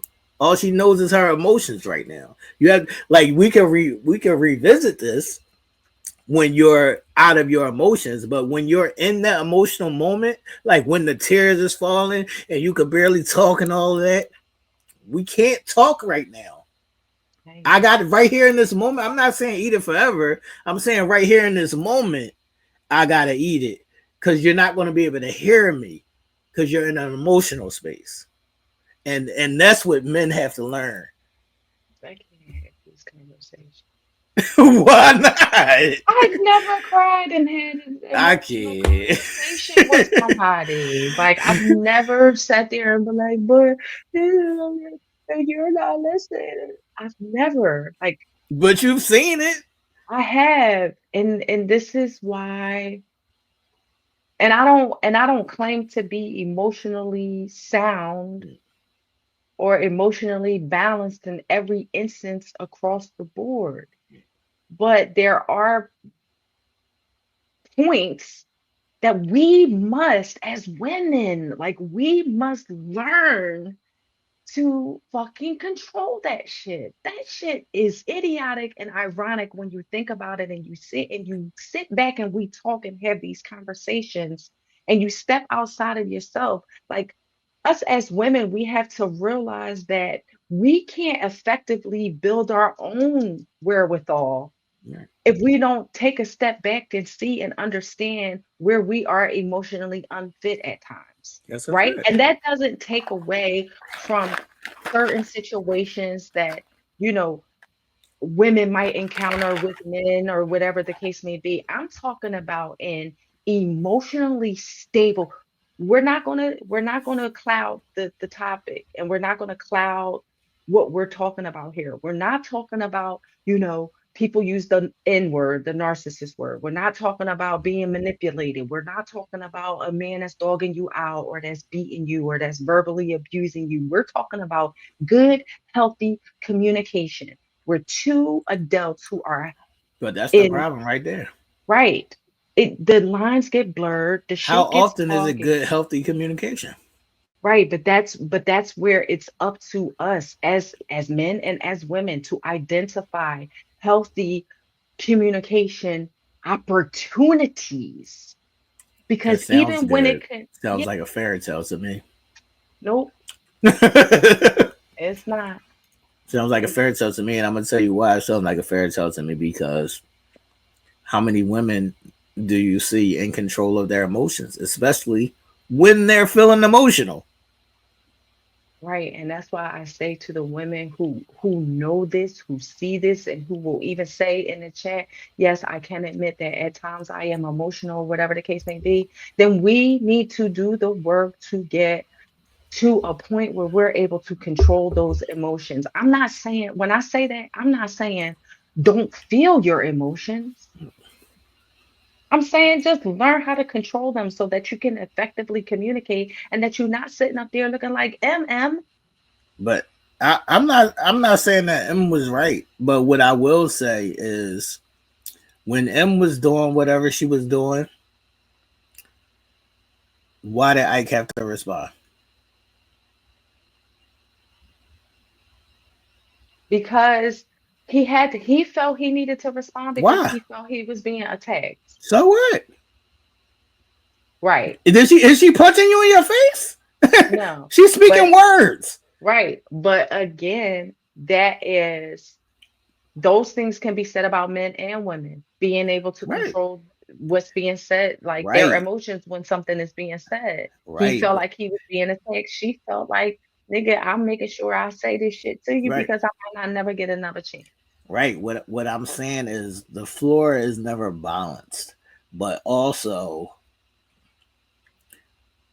you know that M is hurt, right? Mhm. Like you Ike, you know she hurt, right? Some people just can't let people have it, T. And I know what you're That's what getting I'm ready to say. saying. Some people just can't let people have it. That's what Some I'm people, saying. If I know you hurt, whether you're right or wrong, I'ma eat it. I'm gonna let you rock out and say whatever the fuck you saying because it's not even worth it. Like it's not necessary. I'm not gonna go back and forth and be arguing with you about who's right or wrong and all that. I'm not doing it. I know, I know.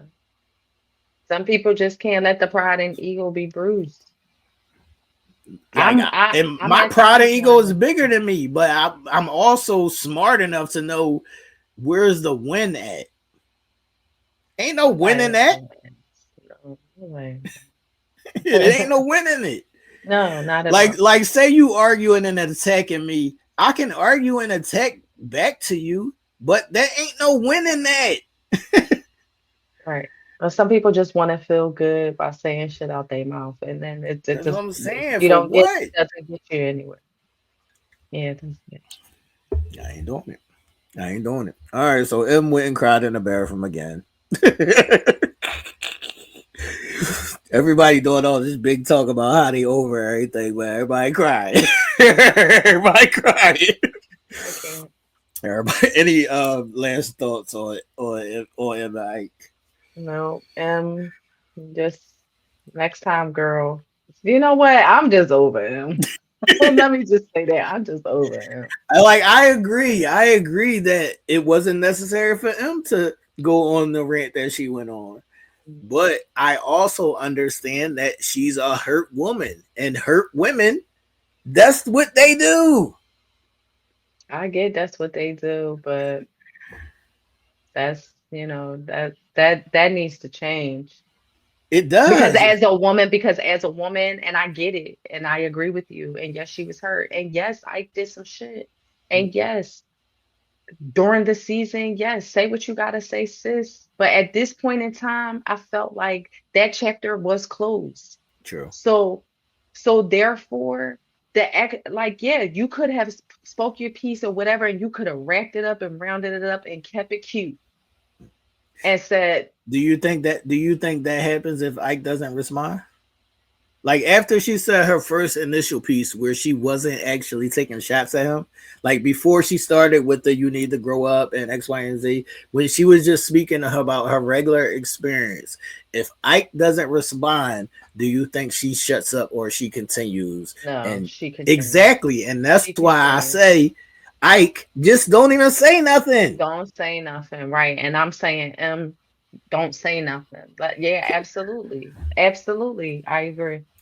I agree. I think they both fueled the fire. Right? They both, It's she a it's wanted the smoke and he just fanned it and right. he made it hotter. It's emotional immaturity on both sides, and I'm not matching that shit. I'm too fucking old for that shit. Mhm. You think you gonna fucking sit here and call me names, and then I'm gonna call you names? This is fucking fifth grade. I'm gonna call you names back. Right, No, right, I'm not right, doing it. right. I'm Yeah, that not shit doing was it. wild. Them two. I'll eat that. I know. I understand when women are hurt and they do their bullshit. And no, it's not right, and no, it shouldn't be excusable. But I understand real life is what I'm saying. Right, right. I get you. I get you. All right, where are we? Juan and Carla. All right, wait, before we get to Juan and Carla, let me take a peek. Okay. You're good at editing too. Thank you. Juan and Carla, Juan and Carla, Juan and Carla. Oh man, I'm excited for Juan and Carla. I know. This was a surprise. Hmm. This was a surprise. So we had the third. There's a third couple to get to D-Day. Juan and Carla, Juan and Carla, Juancho and Carla. As always, shout out to Carla and her natural beauty. Yes. If I don't know if I could deal with Carla. Like Hmm. I I wouldn't be able to be Juan and mess with Carla. Like if I was Juan and Carla was my girl and I had to stare at her beautiful face all the time, I would be all over Carla. Like I'm all Right. over you. Like Hmm. and I place a like a lot of value on beauty, and that's why because it's attracted to me. Like Hmm. it's attracted to me. So Yeah. yeah, I would be all over Carla. I would be kissing her face all the time, man. All right, so we start off with Wancho on Skype with his parents, and I feel like Wancho is a Skyper, so I'm going to say they were on Skype. Definitely on Skype. All right, so he tells his parents that they get along well. There ain't really no problems, but there is no romantic connection. And I think that was a lie because she does have romantic connection with you. She would fuck you, Wancho. You just want to be gay. That's facts. Because Carla done tried to toss that pussy a couple times. Okay. That's a fact. All right, I feel like I wish that one time we would have just seen Carla shoot the deep three. What you mean? Grab his dick. I Say we Yeah, I fucking thought right that now. yeah, I thought that's what you meant. But Yeah. I think she would have if he would have gave her a little traction. Like if there Anything. was some traction, like anything, I think she a should have wink. even with attraction. No. Yeah, but I think women in that situation, especially in regards to like, yeah, you got pouncers. I'm not saying that. You got women that are just going to go for it no matter what, Right. but not necessarily a woman like Carla. Like she gonna keep it cute and she gonna Right. keep it classy. And so I feel like that's why she didn't go for it. Okay. I'm not mad at that. All right. So Juan's mom said something. I thought something that was very important, and she said the physical attraction normally comes first, and then other things fall into place. Do you believe that, or is it vice versa for you? Sorry you caught me snacking. Um,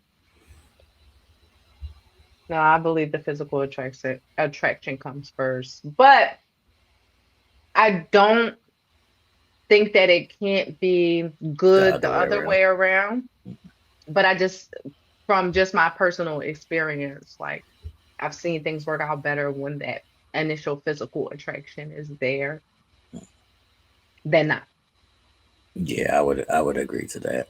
All right, so Wancho was set, on their friendship and nothing more basically. But it brings up a very good question or learning point for me. Um, I had a transparent moment. Like the younger me didn't draw a line of understanding. I spoke about this earlier, the laws of attraction. And what I mean by that is whenever I was younger and I saw like just a natural beautiful girl, I would like just be instantly attracted to them. But I had to learn that a person can be beautiful and you still not be attracted to them. When I was younger, there was no separation in that for me. So that was something that I had to learn. So, do you find that person beautiful, Right, not have that attraction to them, just like never? right. Or if the situation was different, you could see attraction. No, if there wasn't no attraction, then there wasn't no attraction. But like when I Right. was younger, all she had to do was be beautiful. And I guess Hmm. that's just like a growth thing or whatever, or Yeah, just for sure. learning. But Yeah. that was a thing. I noticed that was a thing because my brother had this friend who was also named Mike. Fucking two friends named Mike. That shit is weird to me. But whatever. Like how you have a friend that's got the same name as you, and then you call them like yo, it's weird. It feels weird. It sounds weird to me, but whatever. But the point is, it used to be this bad John who was always trying to fuck him, and he would be like, "Nah, it's not. This don't do nothing for me." And that when I was younger, I'd be like, "Nigga, you fucking crazy!" Right. Like, so that's something that you gotta learn. Like, Yeah. that's something that you gotta learn, man. So it's for me, it was like if a person who's like naturally or undeniably like beautiful, like a Halle Berry or maybe even like a Beyonce or whomever you may think is undeniably beautiful and also has sex appeal, you know, it would never be conceivable for me in my brain to understand a person saying, "No, I'm not attracted to her." And Right. and that's how I view him and Carla. So it's Hmm. like I get it now, but it's still like a little bit of muddy waters for me Yeah. because if, like you was asking, if she got naked, then we speak in a different conversation. Like Right. it's a different conversation now because if she Right. got naked, if I'm attracted to her or not, she naked. I'm fucking. Hmm. Like that's why I said Carla should have just shot the deep three because whether I'm attracted or not, if you get naked, I'm fucking. Right. Right. Yeah, I get it. I get it. And I think maybe it's just, a different movement for like men and women in that instance. You know what I mean? Like, I can't say that, can I say this? Like, Say whatever you want to say. I can't say that even as a grown woman, Right. or an older woman who has matured, who has experienced some things, not an awful lot of experience as far as I'm concerned, because of my long-term relationships. But I can't necessarily say that I know the difference between seeing a handsome man and wanting to jump his bones or shooting a deep three versus I can appreciate his handsomeness and just let him go on by.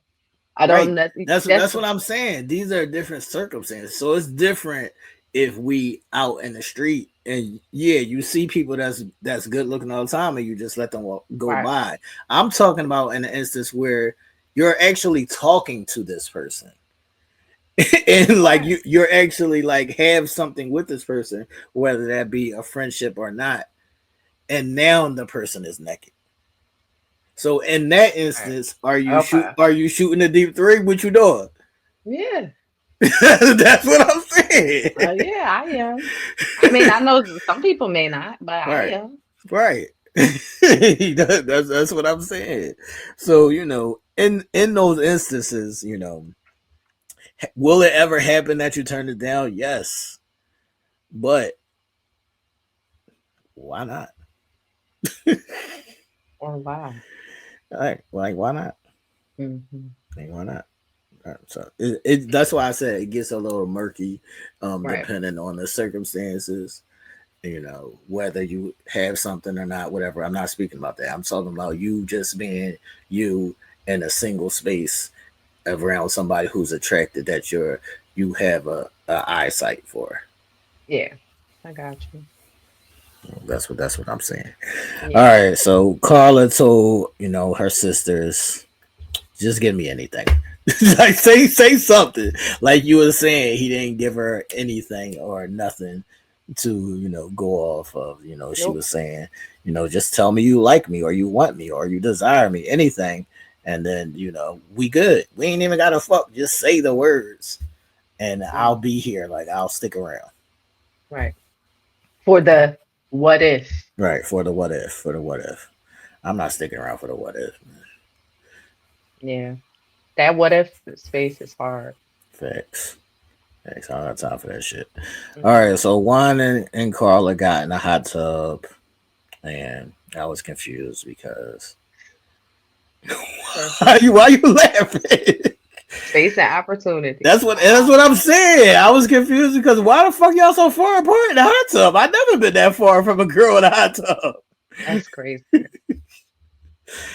It's confused. I was confused. I'm lost. But Juan said we get along great. You're my best friend, and blasey, blasey, blasey, whatever. And they had a final conversation um, before they separated for D-Day. And she asked him about intimacy. And he said it doesn't feel organic. And I just thought that was a crock of shit. Yeah. Because nigga, either you feel it or you don't.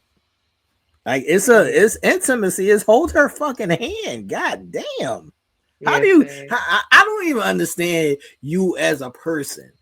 And Mm, and and fucking aside, like I said earlier, you as a person, even if that's just your best friend, you don't want to hold your best friend's hand? right. You don't want to have no embrace, Hmm. no kiss on the cheek, no nothing. I don't get it. I Yeah, don't get it. No, he took me when he said we make a good team. That facts. he one of homies. Right, Like facts, Carla is one of the homies. Like facts. that's it. That's it. He's looking for love in all the wrong He's places. not looking for love. He looking for He's looking for a companion. hmm. He's not looking for love. He's looking for a Right. companion. Right. All right. So he then went on to say, and this is where shit turned. He said, "Can we compromise on the spiritual stuff?" He says, "Too much cards. It's too many candles. It's too much la la la la." And then she was befuddled, and she was like, What? "We did it one time, like."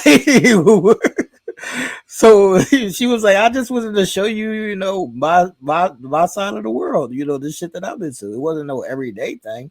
And in his mind, it was like, yeah, it wasn't a lot, but in my future mind, I see it being a lot. Like I'm just going to paint the narrative. Like this Right. is going to be we going to live together, and every day I gotta see candles and shit. It is going to fucking bother me. Like I'm about to have a panic attack right now because you're too fucking spiritual, Carl. I can't fucking do. Facts. That's I just exactly thought what that it was a is. whole bunch of crock of shit, man.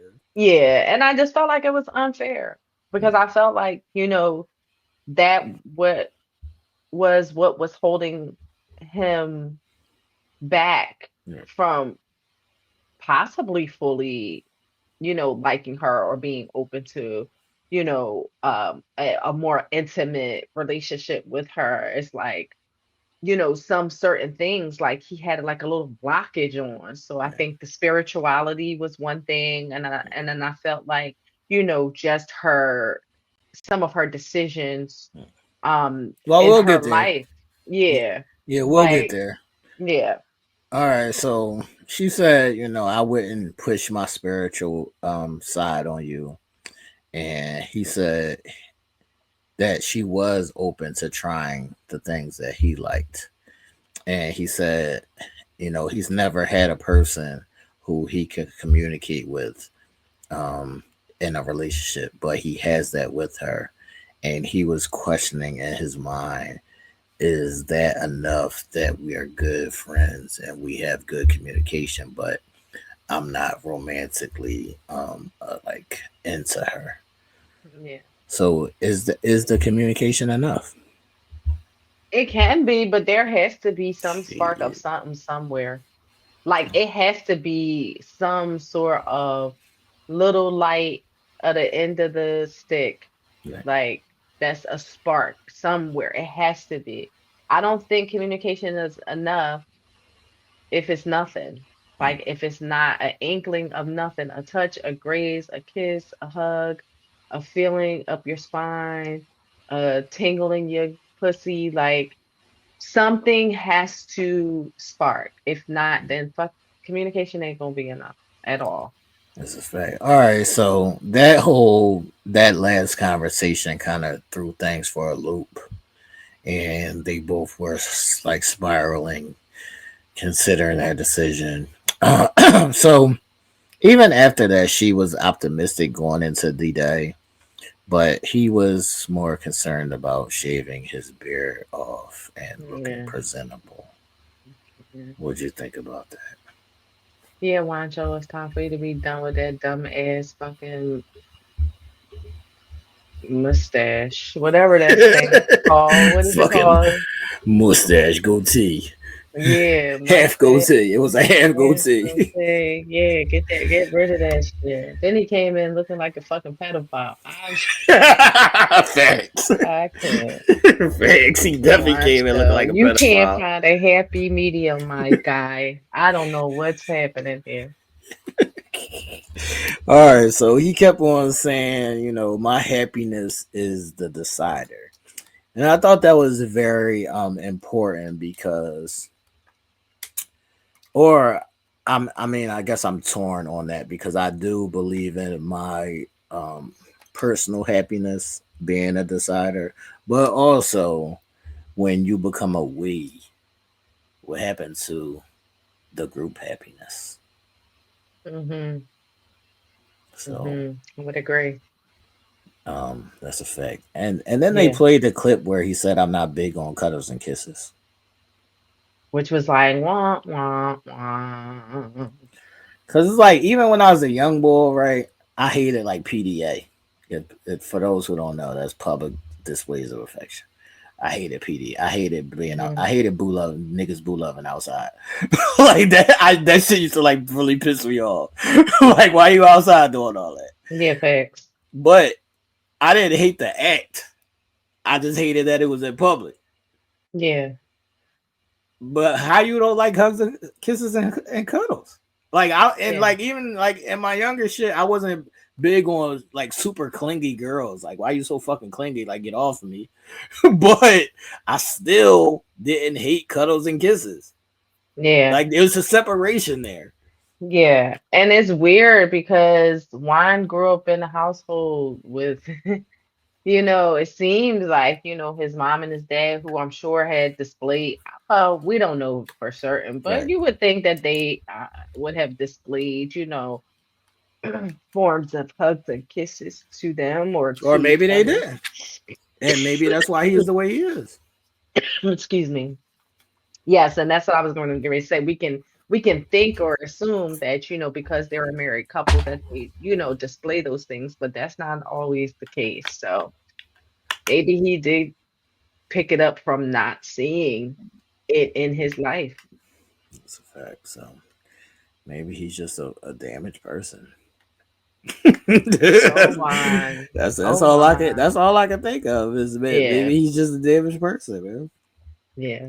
All right. So what did you think about him ultimately saying that her passive aggressiveness and spirituality was too much for him, and also the fact that she quit her job and she's not financially stable was the straw that broke the camel's back.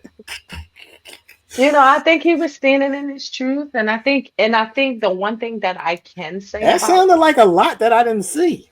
that, well, that's what I was going to say. Well, that's one thing that I can say.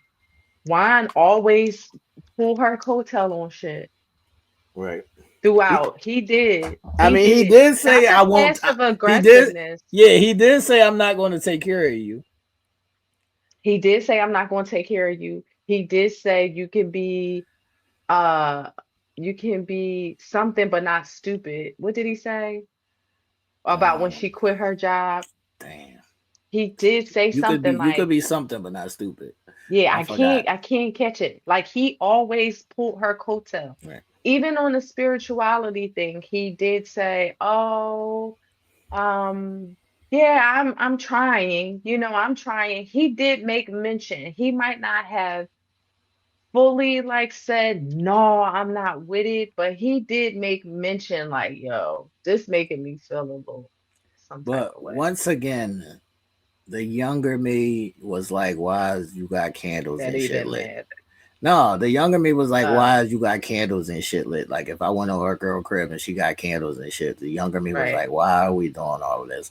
But that Now ain't you gonna see. stop me from coming over to get no pussy. Right. Are you fucking shitting me? I can't. Well, that's because Juan doesn't want pussy. That's So the we problem, man. established that. That's my exact next note. Either he's fucking gay, or he's just not ready yet. Like he's either looking for perfection. That's what I said. He's either looking for perfection, or he doesn't know what he wants. That's what I said. Yeah, yeah. And it's possible because of what we've seen and learned about Juan that he is looking for perfection or Right. he's looking for a man. Shit, I can't One do. or the other. I mean, seriously, I'm because gonna I'm get to not that later. always convinced, I'm not all the way convinced that Yeah, he is I'm gonna get to that later. into I got women. something on that. I got something on that. All right. At D Day, did you see the shallow ass hug that he gave her? Yes, I There was so did. much space in between that hug. Yeah, so much space. And but saying that her dress is beautiful, I Right. was confused Right. because instead of just him being in adoration of her and excuse me, how beautiful she looked, it was this like so friend zoned. Right.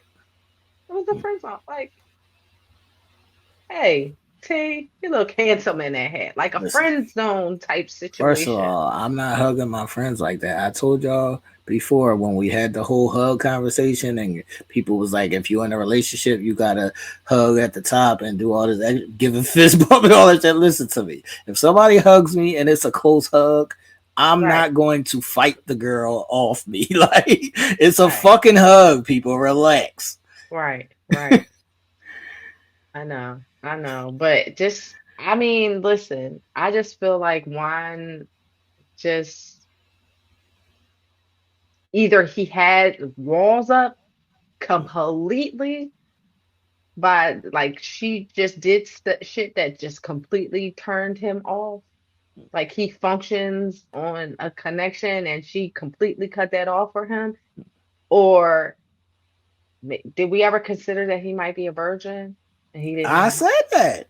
You said Yeah, you no. said that. I think I was saying no because he was making it seem like, he was He only get bitches. and bones. He get bitches. Right. So I was like, nah, he can't be a virgin. But then I'm like, maybe it's not fair to just put the he's gay situation on him either. So I don't know. I don't know why it's just why, what's happening? I think it could be one of those examples where you grew up in a non-affectionate environment and you're just not affectionate. I get it. And what I found odd is that that wasn't a reason that he gave.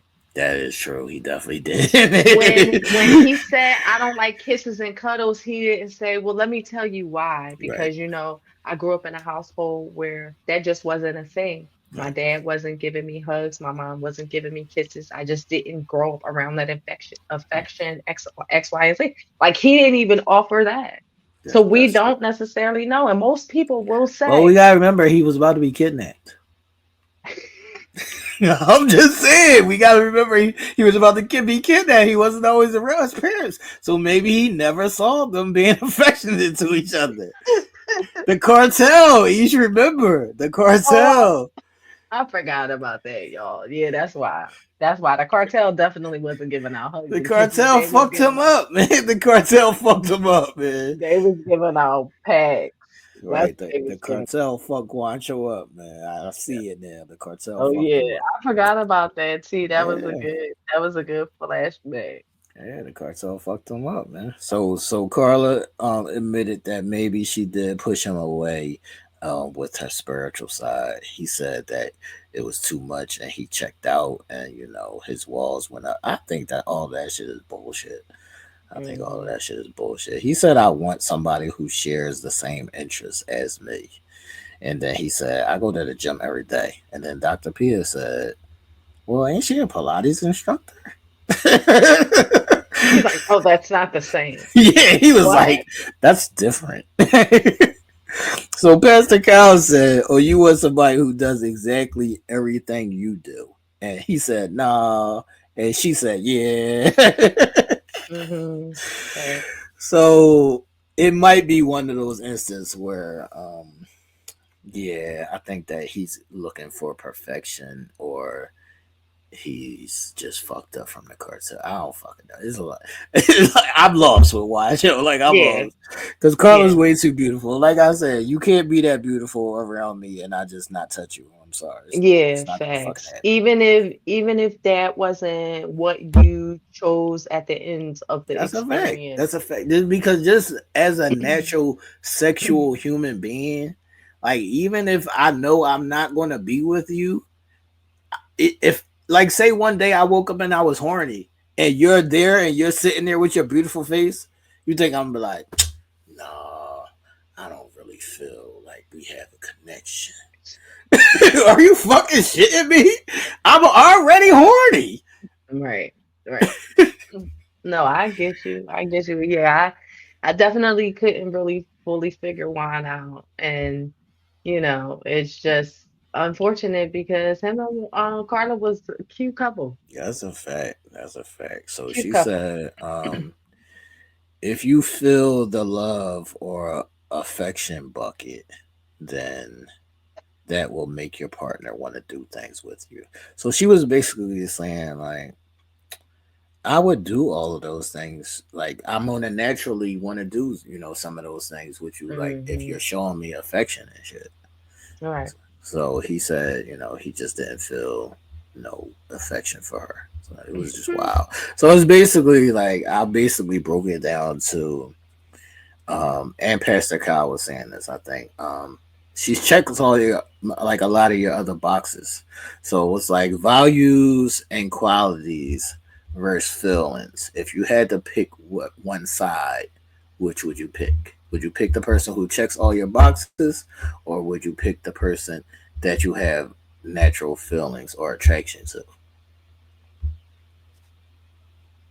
This one is difficult for me. This one is difficult for me because you figure you can juggle back and forth in your mind all day long about really what's important, right? Well, definitely checking all the boxes is important. But I'm not so sure that I would say that would be it for me over than the physical like or just I mean the physical attraction or just the general and genuine like for someone. Like that's also important. Um, I don't know. I think I would have to drink on it. Not drink on it. I cannot. I I'm did make it choosing. this shit. I'm choosing the fucking feelings, man. I can get my other boxes checked in other ways. Yeah, I'm always going to my natural shit is always yeah, going to be what I'm drawn yeah. to. Yeah, absolutely. Absolutely. No, I definitely think I definitely think I would lean more towards that too. But I think the problem is for some people, and this is what we're seeing now, like if they're stuck on this perfection or they're stuck on this, people also confuse alignment Right. with necessity. And what I mean by that is like you can align with someone and we can be different. I think that Pastor Kyle was saying that, Right. right? You can align and be in atonement with someone, but be completely different and completely opposite. You Right. just respect each other's differences, you respect each other's space, and you both give each other the opportunity to be who you are, right? And that's just being in natural That's a alignment choice with because someone. you like the person. Right. Right. So yeah, so then it goes back to liking the person. But then a person will say, "Oh, I need them to check this box. I need them to check that box. I need them to check that box." And if they don't, we're not going to align. We're not aligned. And so I don't like them. I don't care if I'm attracted to them or not. So that's what I'm saying. Then people are blocking their they're blocking possibly a blessing Right.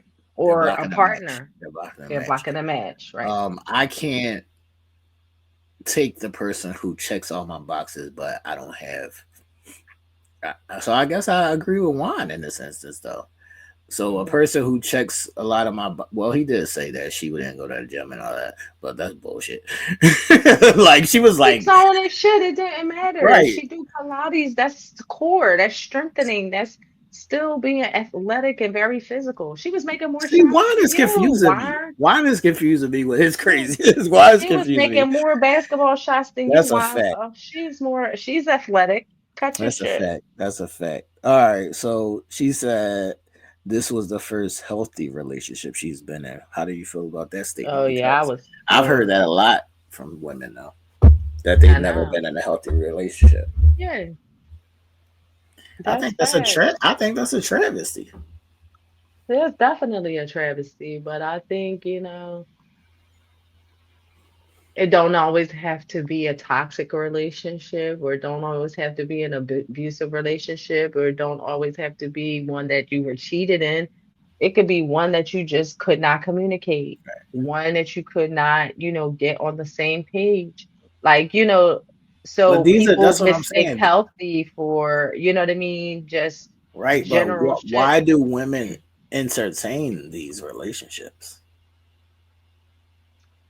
Because sometimes I think, or people? I'm not going to say just women, but people. yeah, I think sometimes people just don't see that it's unhealthy. Like I think we're fastened to believe that unhealthiness is toxicity, Right. cheating, beating, whatever the case may be. Unhealthy could also mean not touching, Mm, not not communicating well, right. not being respective of each other's beliefs, Right. space, Right. time, effort, energy. Those things are unhealthy too. But Facts. people don't put those in the same category. They think unhealthy just simply means the bad shit. No.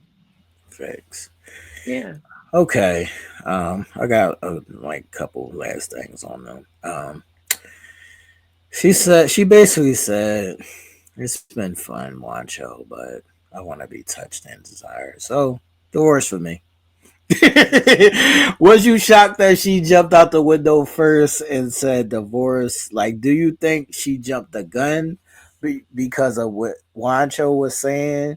If he went first and he said he would choose to stay married. Do you think her answer changes? No. Okay. No, I at one point was on the fence about what I thought each of them would say or whatever the case may be. But this episode, her conversations with her sister, her conversations with Juan, um, I definitely was like, she's saying no. Okay. She's not going to waver. She's saying no. Juan is not saying the right things. Juan is not giving her what I feel like she needs. And even if he had a said yes, he didn't show shit. Right. He didn't show shit. He didn't say shit, not even down to the last minute. He said, let's have a fucking dance party. Facts. Okay.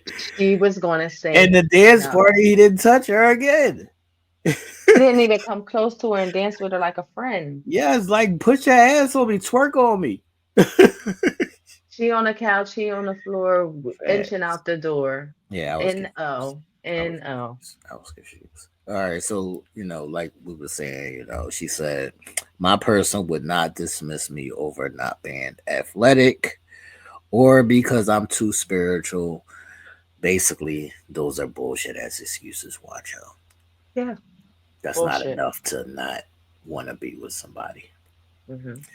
And maybe Wancho's gay, or maybe Wancho's still having nightmares about the cartel. He's scared every morning. That's why he go ride his The fucking bike. cartel. I'm just saying. That's why he go ride his bike at 6 in the morning, because he got to get out before the cartel come to get him. Like, I don't fucking know. Completely forget about the cartel. Yeah, maybe he's traumatized.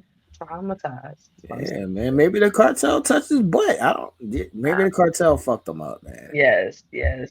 Cartel fucked him up, man. I feel bad for Wancho now, man, because it's got to be something there.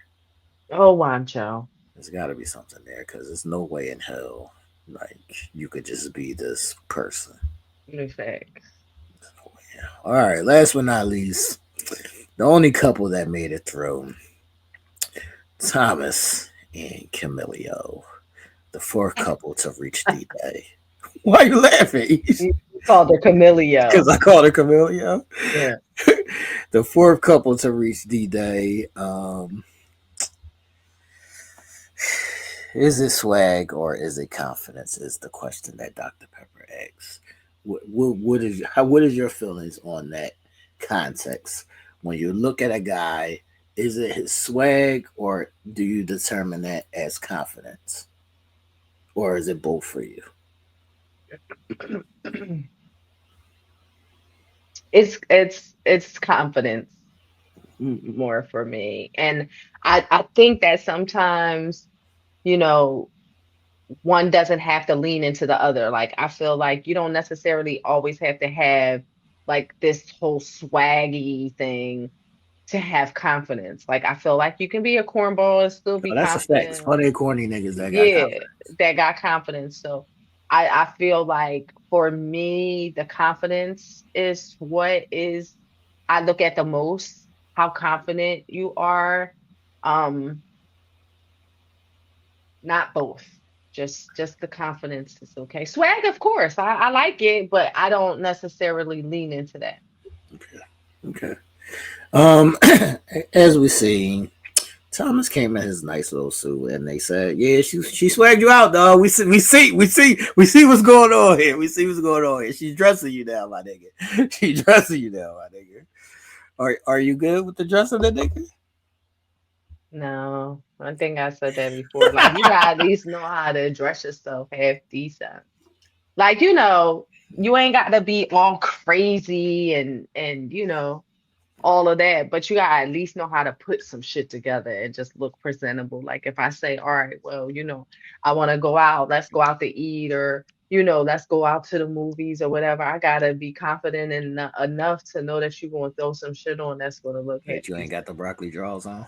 Right. Well, had the broccoli jaws on underneath. I don't mind the broccoli jaws. I think it's cute. But I'm quirky like that too. But just just at least have some shit on. Like I don't want to have to dress you. I don't want to have to dress you. Yeah. Okay. Okay, I'm not mad at that. All right, they went on one of their final dates before separating for D-Day. and the conversation came up again about the living conditions. Um, what did you think? What do you think that they should do as far as where they should live? Oh, well, I think if the conversation has been clearly had that Thomas had the smaller apartment, What does that um, mean? what? What does that mean? He said, "I would love for you to move in with me, but I don't have the space." What does that mean? Yeah, now I didn't agree with what he said. Right. That's what I'm saying. I know that they've had discussions earlier in the season about his apartment being smaller than hers. We saw his apartment, right? Right. It's She clearly can't enough fit in there. space. Oh, she can fit. Oh, What the she fuck can are we talking fit. about? Right. That's why I was getting ready to say, like, I think that it could have been said, not what he said, Right. because that clearly was like, nigga, what? But he could have said, hey, listen, you have the bigger place, so why don't I try to sublet mine out? Or I can even break the lease. We can just talk about that, how that'll affect us financially. Right. I'll just move into your space. I'll move into your space because it's a bigger space. Right. And then we can get our own after that. Right. That just would have been it. Not you saying I would just love for you to move into my space, but it's no room for you there. I was confused on the him saying it's too small. I got lost right there. I was like, what Yeah. does that mean? She's going to be in your bedroom, and I mean, I yeah. don't care if Is it I a live. lot of closet space? Not the country. What is that shit called? The one room apartment shit. What's that efficiency? I don't care if Efficiency. I got an efficiency. If you my shorty and you want to move in, you gonna move in. I don't give like we gonna make it work. Right. And then even if we have to get like a outside Right. storage, a storage space or whatever the case may be for some of our things until we move into a bigger spot, sure, but it's just a temporary fix. Right. That's why I didn't understand like what he was saying. He should have just came up with the plan. Right. Yeah. Sorry. So that's basically what she's saying. Hmm. She's basically one of those women who just be like, just make the plan and then I'll follow your lead. But I don't like this shit because I hate that women lean into that. I can't be vulnerable unless I'm following your lead. Like it's okay for you, if you're my partner, it's okay for you to take charge or make a decision. Are you my partner or are you a fucking puppy? Hmm. Hmm. Hmm. Yeah, I agree with you there. There's some women hold on to the idea of being led, of Right. the man being the leader, the man, making the plans, the man being the provider, the man like you know what I mean? Their mind frame is based in that. So Right, but those are old ass things. right. And so, she's holding on to those old ideas because she clearly wants him to lead. I'm about to be your wife. Right. So I feel like it's up to you to lead. And you're not leading right now, which may make me question that. Right, but all she had to do was say, I'm gonna move into your crib or you move into my crib. Like, why is this a whole big extravaganza? Like, And I just know, make a fucking decision. right? I know. But, I don't necessarily know if I wasn't in that situation that I wouldn't have wanted him to make the decision either. Right. You want him to make the decision, but if he doesn't make the Then decision, you guess make what the happens? You decision. make the Yeah. decision. Yeah, that is true. That is true. I'd be like, would Right. it I don't know. I don't know. I probably would have been like, yo, what you gonna do, Craig? Right. Thanks. What you gonna do? So this is my next thing with Camille. Hmm. She wants Thomas to take the lead, right? And here's an option to get Thomas to take the lead. Hmm. Camille, you still ain't sucking Thomas' dick. How do you know? We can see it. We can see it. That's her whole thing when she was like, I don't feel vulnerable enough. What the fuck does that mean? I'm lost on all of these things that people are saying. Like, how do you have to feel? This nigga is eating your pussy, y'all fucking, but you don't feel vulnerable enough But to you suck don't his dick. feel vulnerable enough to suck his dick. Yeah, yeah. I don't know. Maybe he ain't leading enough for the dick to suck. But that's what I'm saying. Maybe he will lead if you suck his dick. I'm just saying. Maybe he will lead if you suck his dick. I can't. This is what I want women to understand, man. It's okay if the man doesn't always take the lead, man. It's a gray area because now you don't want to overstep your boundaries and all of that shit. Because men get like sometimes it's a thing in a man's mind too. He don't want to be seen as a controller or a dictator, and because women always be like, when you talk to a woman, she'll be like, in my past, that's all I had was a nigga that was a controller, that a dictator. So Right. the next nigga, when you tell him that, he don't want to act in those actions. So it's Yeah. also a thing for guys to navigate those waters because you're telling him that you don't want this, and that, but you're asking him to be this, and that. Right, right. And I feel like that's what was happening with Thomas. I felt like he was just playing it safe, not Right. being too forceful, not being like he's trying to control and more go. I'm more go. More so, hey, let me follow her vibe. Let me follow her lead. Let me let her, decide what she wants to do so to not make her uncomfortable. Right. Mhm. So, I don't like I heard somebody else say or something about the whole partner word.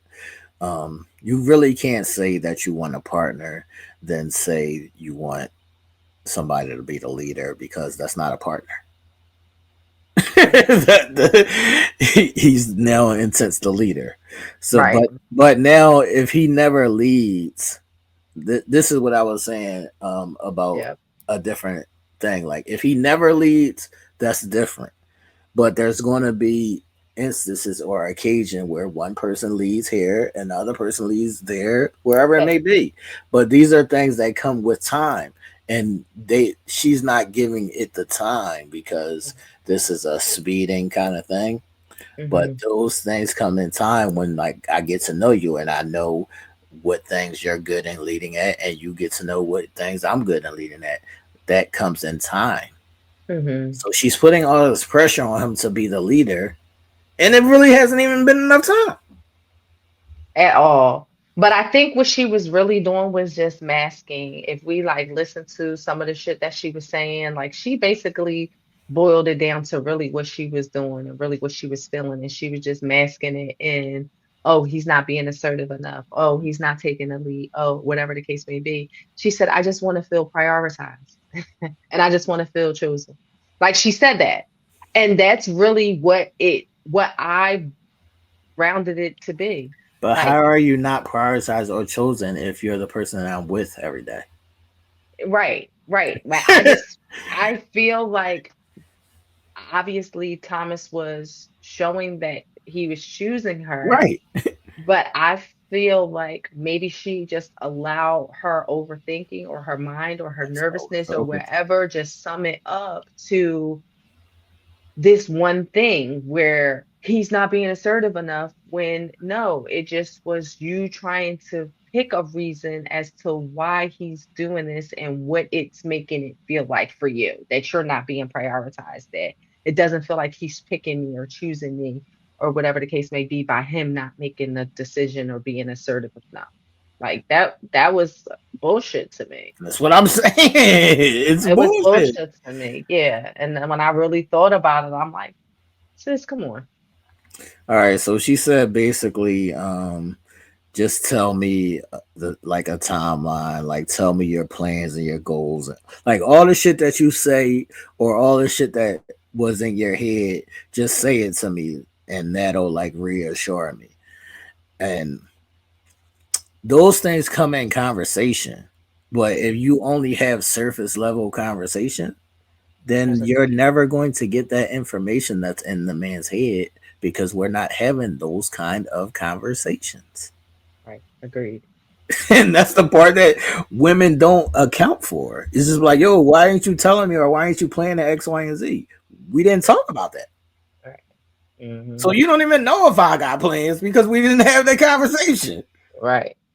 Right. Mm-hmm. I'll be confused, man. I call this the worrisome woman. I call this the worrisome woman, man. So the worrisome woman, Worrisome woman. they like always worry. Like they worry about the future, which could be a good or a bad thing, but men live in the moment of things.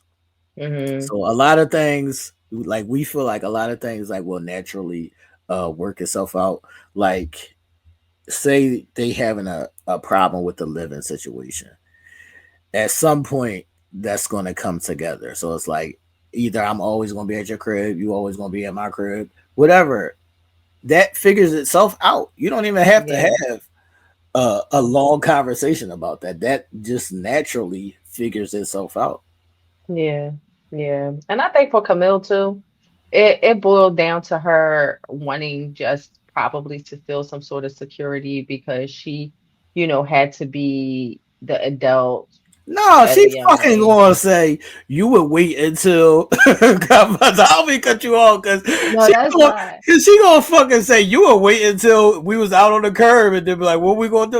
No, the fuck we not doing. You being extreme. I know she's being extreme, but that also comes from her having to take care of her sister Right. at a young age. I feel like the more I thought about it, I saw a sense of why she was wanting him to have a plan because she's always had to have a plan and she's had to Right. step into But those but but shoes. but guess what? Guess what You though? can't place that on somebody. No, not only can you not place that on somebody, maybe that's your role in life. Maybe you're the fucking planner. How about that? Right, right, right. Yeah, Is that such a bad thing? Or is your no, life over? mm, Can you not look at he's not a man now? now nope, not you want to now in you her want to take eyes. away his manhood because you're the planner? Right. So he ain't swagging enough and he don't got no plans. Good Lord. I cannot, Timing. man. Yeah, that's what I'm saying. I don't think women allow things to naturally happen. Like, Mm. are you a person who has to plan everything out, or can you go with the flow? No, I could go with the flow. I like to plan. Like I like to be a planner. Like if I'm planning like a date night or planning something special or if I have plans, like, I make 5-year goals and I am that type of individual, but I go with the flow, like because I also know that in the midst of planning, plans always or sometimes can fail. Right. So they don't always fail, I Or won't say that, change, but whatever. they change. They change, sometimes they fail, sometimes you got to reroute, sometimes you got to detour, whatever. So you can't always stick to that. So you do have to go with the flow. You got to be very versatile in that. And not everybody plans. Some people Facts. just go with the flow. Facts. Like Carla. Right.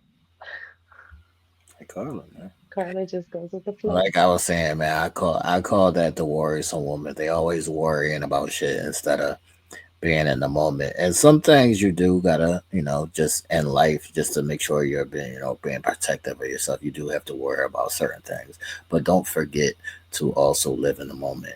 And don't make it a thing if you're the planner. So what? Yeah, but I could get it. Like I wouldn't want 100. I wouldn't have no gripes about it, but I wouldn't want to be 100% Why not? because come on, my nigga. Come on, Like what? I do don't some plan shit shit. What's the too. problem? Do some shit too. I Do don't some want shit. to. You don't have to plan nothing, but can you have a plan? What do I need to have a plan about? Can you plan how you'll pull the panties to the side tonight? Like this is what I would But know, and but let's I stay say right that there. to say Let's stay right a there. Hold mental on. plan. Hold on. Let's stay right there. Maybe I don't have a plan about how I'm gonna pull the panties off or to the side tonight. But Why guess what you I am plan? going to do?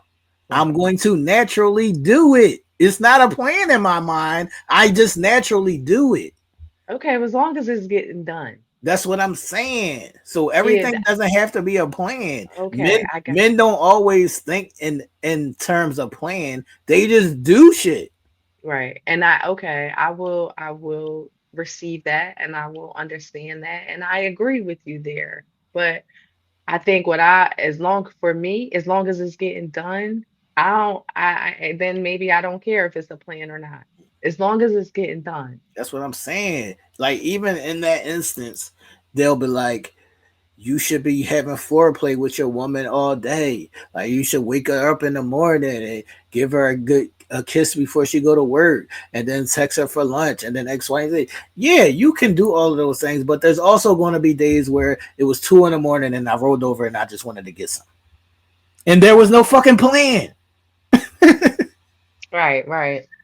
Yeah, that's going with the flow. I think I am definitely confusing planning with just being present and thinking and doing and being in the moment, more or less.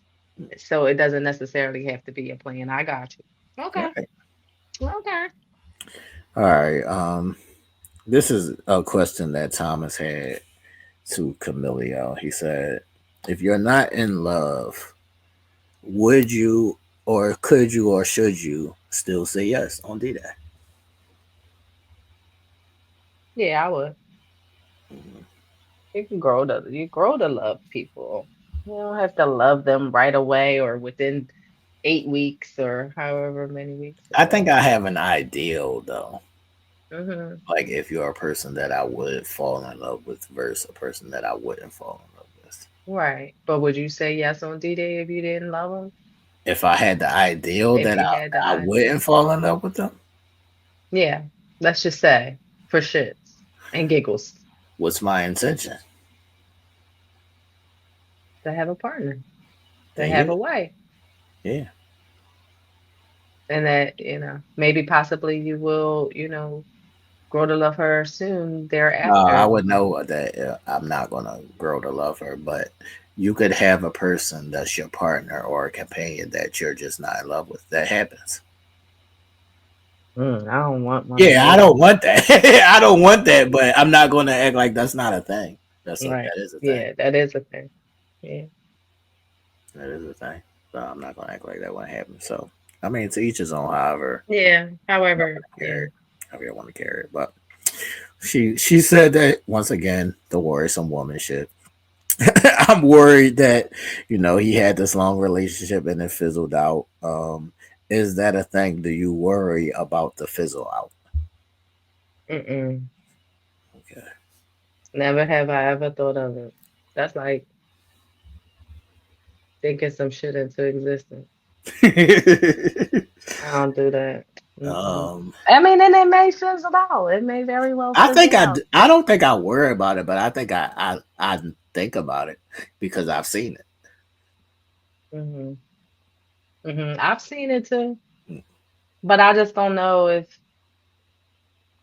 if my mind ever crossed like, nigga, am I gonna be over you in 2 weeks? Right. Or am I gonna be over you in 5 years? Like, I don't know. I don't think I have to or have done that. Yeah, it wouldn't be nothing like on the front of my mind, but Yeah, it would be something that I know is a possibility. But yeah, like you said, it's not something that I would think about. If it happened, then I deal with it when it right. happens. Happens. Right, right. All right, so Thomas gave her a basketball that said, "I want to stay married." Why are you laughing? I mean, because it was cute, but it was so corny. It was definitely corny, but it was like you said, it's also cute and corny, and that's Thomas. Yeah, that's Thomas. Cute, that's Thomas. All right, so how did you feel about her dramatic walk down the hallway? Did you feel like she was being serious in her dramatics, or do you feel like she was playing the whole time before Yeah. saying, "I want to stay married"? Do you feel like it was even a question? I feel like some of the things that she was saying along the way made it like kind of like confusing a little bit. Like, is she really gonna go with him or say yes or not? And I feel like the shit that she did was just dramatic. I feel like I knew that she would say yes by D-Day. I felt it. Like even her saying, "Well, you're not being assertive enough. He's not doing this, this, that, and the third." Like I'm like, this still gonna say yes. Are I knew you she was being are dramatic. you with the jokey jokes in those moments? Yeah, that'd be the type of shit that I do. So I'm with it. That's why I'm like, she's just being fucking dramatic and extra and want to play and get a rise out of somebody. That's the shit that I do. I do that shit. I can't. That I kind do. of shit wouldn't bother me because I would know that you're joking, But but but I would it would also be like, why? yeah why I would also be like why. Yeah. All right, my last question for Thomas and Camilio is: are you happy for them, and what is your over under? I'm happy for them. I think I've said a couple of times that I think that they would say yes on D-Day. Yeah, you did. You said Thomas was going to turn the corner. But we don't know if he turned the corner yet, but he got the draw, so it's all good. Right. Maybe she'll start sucking some dick. Yeah, suck some dick. You want that nigga to be man? Sucking my dick would make me a very better leader. I promise you. Man, that's hilarious. What's the over under? Um, over 2, under 5. Damn, y'all only got a 5-year limit up to each. Damn. Because I just feel like, she was very cool on the show, Camille or whatever, but I could see her being sort of like a drill sergeant, Right, right. like just in life in general. And if Thomas just seems really like you just cool, calm, collected. Hey, listen. She's like, he's so complacent. He's bitch. Yeah, yes, He almost 50 years old. What the fuck you want him to be running out to the club or something? Like, I'm exactly. chilling, bitch. Yeah, exactly. I'm chilling. So, I feel like if they can't find a happy medium there, then not over Damn, 5. damn, Thomas Emilio. Damn, Thomas Emilio. Each gave y'all 5-year limit. Yeah. I don't know if I have an over or under on them. Mhm. I don't. I like you. Like I agree with you. I don't necessarily see this as a forever thing. Um, I think a child would be a make or break for them. I think a child would give all of those things that are in question definitive. So if they don't agree on necessarily said things, Mhm. I think that would be their breaking point. Right. Right. Okay. Yeah, I would agree with that. That's what I I'll would agree say. with that. So we're gonna see in 5 years, Facts. 2030, 2030. I'm gonna be checking up on it ass. That's a fact. All right. As we wrap up, we have to get back to this kickback, man. Hmm. We got to get back to the kickback. Would you have gone to the kickback? And we'll go down the line of every cast member, and you say yes or no. If you was that person, would you go to the kickback? So first, just your person outside of them. Would you have gone to the kickback, whether you stayed married or not? Yeah. I'm not going if I didn't stay married. Okay. I don't want to be around y'all motherfuckers. Fuck y'all. Exactly. Fuck y'all. Hmm. Um. All right. If you're a wine, would you go to the kickback? Yes. Carla, Yes. Madison, No. Michelle, No. M. No. Ike. No. God damn, it's a no for everybody. Alan. No, David. no. So who we got at the kickback? Wine? Just four. Juan, Carla, Camille, and Tom. That's That's it. crazy. The other three is just shit show waiting to happen. Yeah, Shit I'm show not. waiting to happen. That's why I said I wouldn't go. Man. That's why I said Yeah. I wouldn't go. All right, so around the kickback or whatever, Alan said that he was curious to see how Madison and David acted around everybody. But I thought he's supposed to be over Bullshit. it. But you want to see how they gonna act around everybody? Facts. Are you fucking shitting me? Facts. All right, now this is my favorite part of the episode. When Madison and David walked in with their matching outfits, what was your thoughts when you saw that? I said, no, these niggas is not matching. And she come in all dialed up in her fucking red Jezebel fucking face. uh, I have that. I have that very next thought, man. Can somebody tell Madison that overly done red eyeshadow gives transactional? Yes. Are you fucking dumb, bitch? You don't Fact. need all that fucking eyeshadow on. Yeah, it's one thing. First of all, anybody who knows when they wear makeup that if you do a red lip, that 9 times out of 10 you do a more neutral eye or a smoky eye. I don't know what the red shit was, but she was just very Jezebelish. Too much. All right, so once Alan saw them in their matching outfits, in his face, he was pissed off all over again. He was pissed off all over again. His anxiety was going through the roof. He started shaking. Every time you could see his body language, he's fucking falling apart. I'm telling you, this nigga's going to kill himself. And we going to run these tapes back. And I'm like, I fucking told y'all. Told you. Yeah, I I'm can't. like, I fucking told y'all, man. Or So going to go postal. If he don't kill that's a fact. himself, he will go Or he's postal. going to go postal, man. So David tried to walk over and shake his hand. And I agree with Alan. No, dog. Fuck out of here. Yeah, no. I was glad that Alan stuck to his guns there. All right. So, how did you feel about him saying, "Hey, Madison"? He said it first. Right. And she wasn't even going to speak to him. Right. She wasn't gonna speak to him. Past him. Yeah, that's just Alan showing his A dying love for true Madison. I love for Madison. Like Alan, simmer down. Just I can't.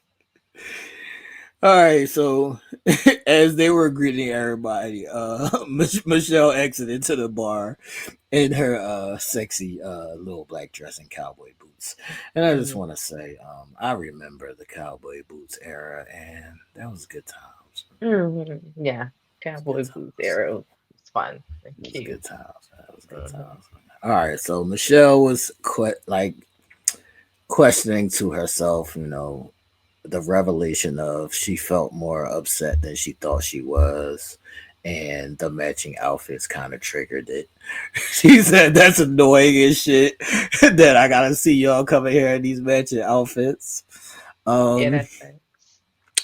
if you, Michelle, when they come in with the matching outfits, so what are you thinking? Do you speak to them? Do you react? What's your thoughts? That's why I wouldn't have went. Because I'd have been busting somebody's fucking cheeks open. But yeah, no, I wouldn't have spoke to them. I just would have looked at them like they crazy and like y'all look corny. That's what I would have said. Y'all look stupid. Y'all look stupid. Yeah. That's what I would have said. Y'all look stupid. Oh man, I'd be like, y'all married yet? What's happening here? Yeah. All right, so Carla and Juan announced to everybody that they did say no on D-Day and they got divorced. There was never no fucking, but they still cool. I think Juan definitely should have fucked her on the first day, but that's a dumbass. Mhm. Yeah. But It is what it is, man. Mm-hmm. So moving forward, let me see where I am. I gotta skip past this Eminem shit. Okay, because Um, I hop around, right. jump around. Let me see.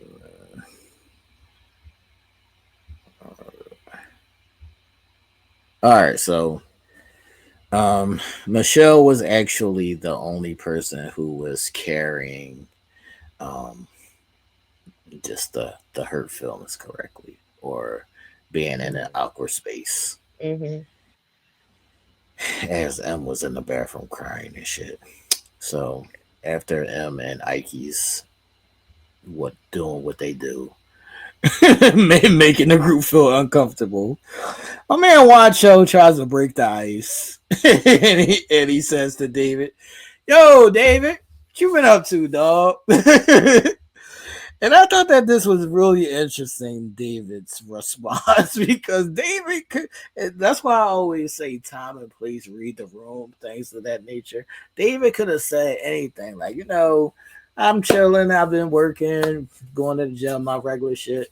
His first words, I'm pursuing Madison, actually. I'm pursuing Madison. Like, what, sir? Like, what? Now, if Alan would have got up and hauled off and smacked his ass, he'd have been looking around like, well, what did I do? Right. So once again, this is an example of when I say men don't have the correct empathy for women, because that was unnecessary. It was uncalled for. Like, he didn't ask you nothing about if you're still mad and say, he just asked what you been up to, and the room is already testy from Emma and Ike. Why you gotta say that? Like, is other shit for you to say? Is that all you're doing with your whole life, is pursuing Madison? Thanks. So, whatever. Um, oh, my question was, should David, in fact, have empathy for Michelle, because Michelle never had any empathy for him? What do you think? I mean, I don't think that he has to. I just think that It's he would tasteful. have been it would have been tasteful, and he would have been the bigger person had he had given her that. Because then, you know, he'd be like, see, I ain't never changed. I ain't never switched up. I ain't never changed. He did a whole 360.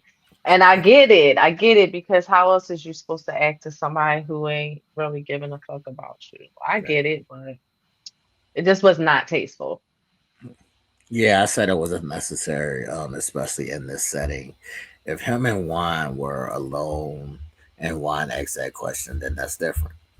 But you doing that, it's like you purposely like trying to rub Yeah, it at her face, yeah, and you don't get no points for that. You're not keeping it paid. That's why I no, called him a rookie. exactly. That's why I called him a rookie. Yeah, That's some rookie shit. That's some yeah. rookie shit.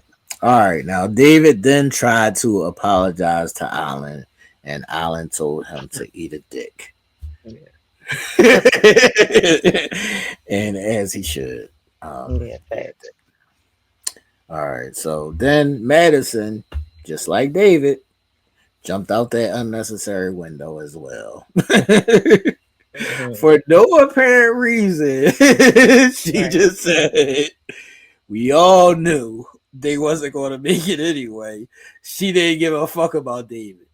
Did Yeah. anybody ask you if she ever gave a fuck about David? Right.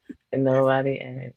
And why even say they just wanted the shit? They just wanted to start They the had on shit. their matching outfits. They wanted smoke. They're Yeah. like, it That, was like, we you want here it, to babe? we here to show y'all that we together. That's what it was. That's Exactly. what the show was. Right. So that that triggered Michelle, and now Michelle's knocked off the we carry this cool and calm, please. Yeah. No. Now Michelle's triggered.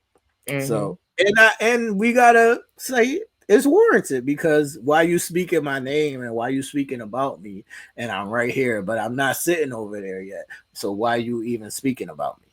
Right. So She said, let me come sit down and then you could say the shit to my face, basically. It was what Michelle said.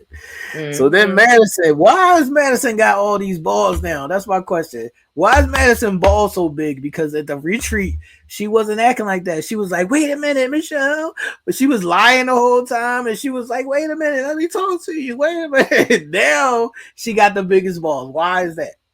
Because she got David's balls. She got David's balls. That's why.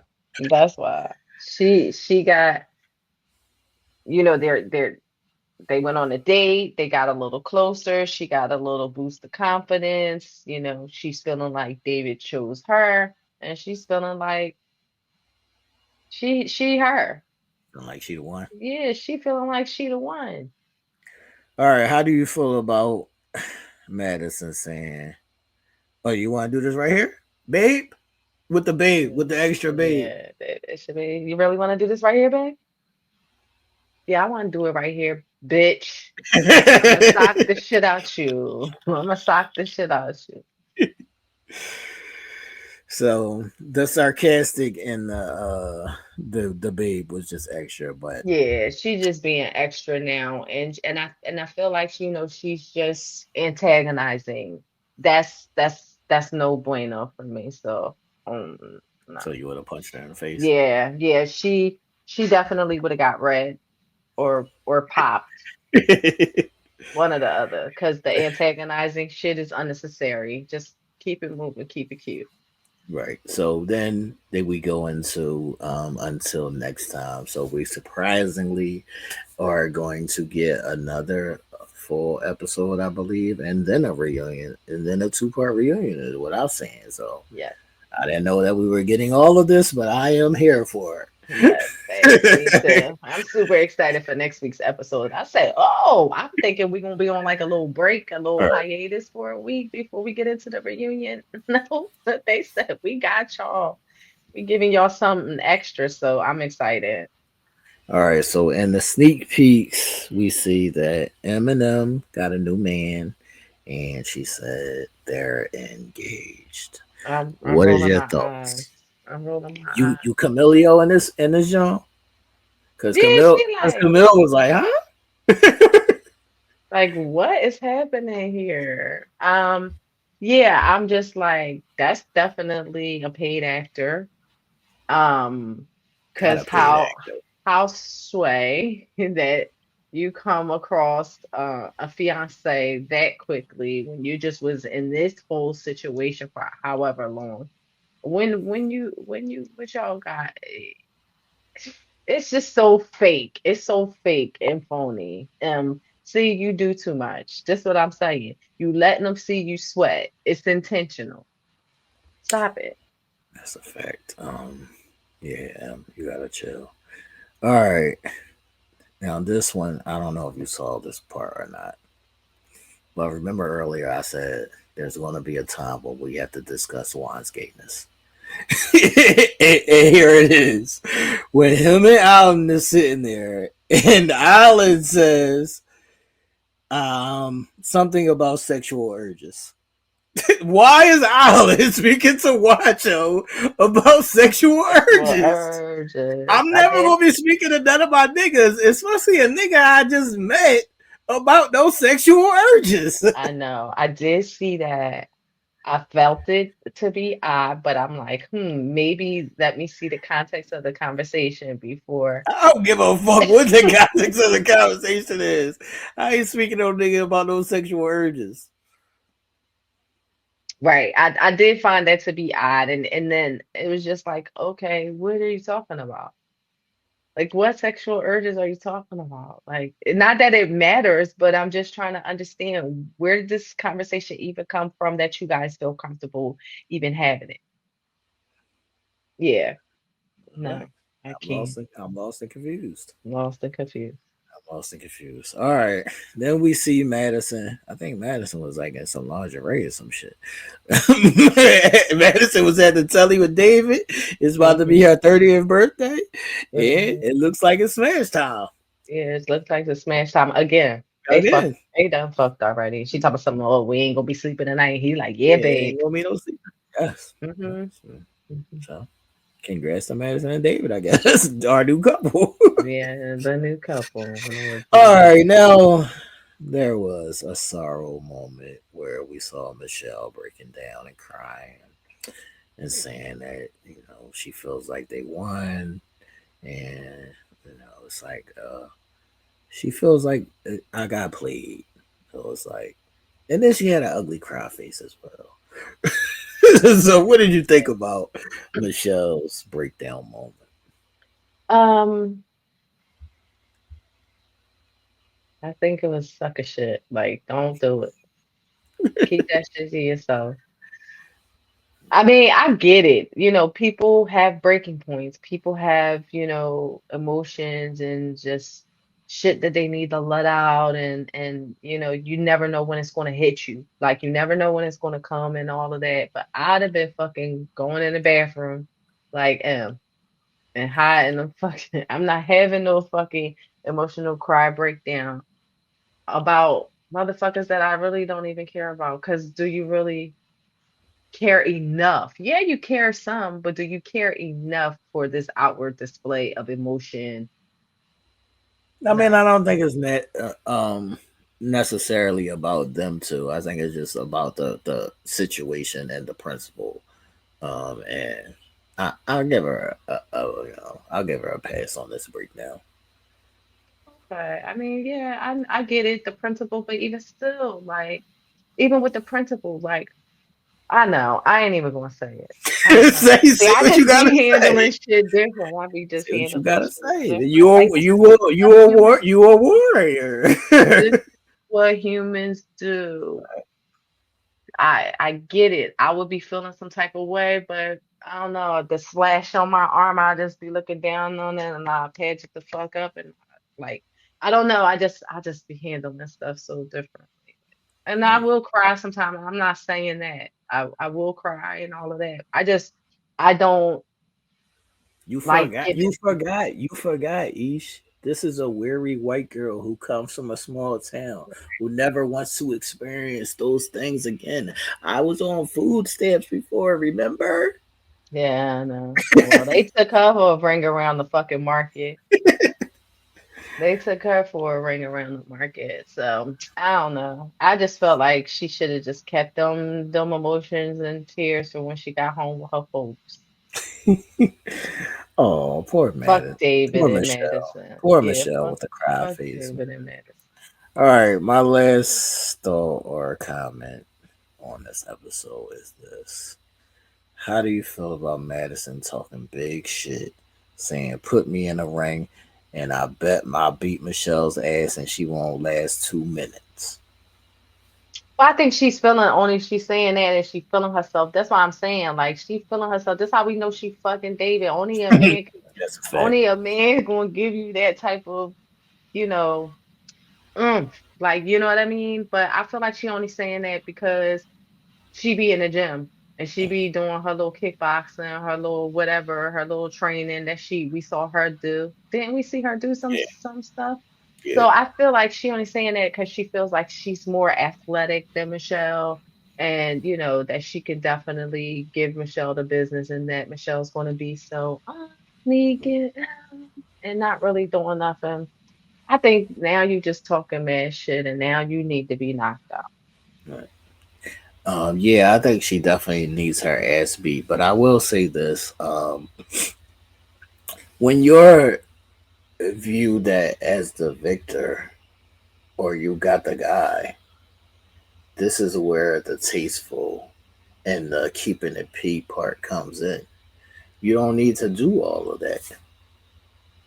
That's what I'm saying. Like she feeling herself way too much. That's what I'm saying. It's like, okay, I'm getting his dick. He picked me. He left her. I bet you he told her, and I put the ring down on the table. And like Right. she just feeling herself way too much. You could just tell it's that air about her because you could see the difference between last episode and this one, and her whole change and her demeanor and just in her assertiveness as far as David goes. Like, so yeah, like you're doing the most, and somebody needs to humble you. That's a fact. Somebody That's a needs to fact. humble you because you right now you feeling yourself. That's a fact. I think they should jump her. Not the whole jump ski. I think they should jump her, man. Not the jump ski. They should jump her, man.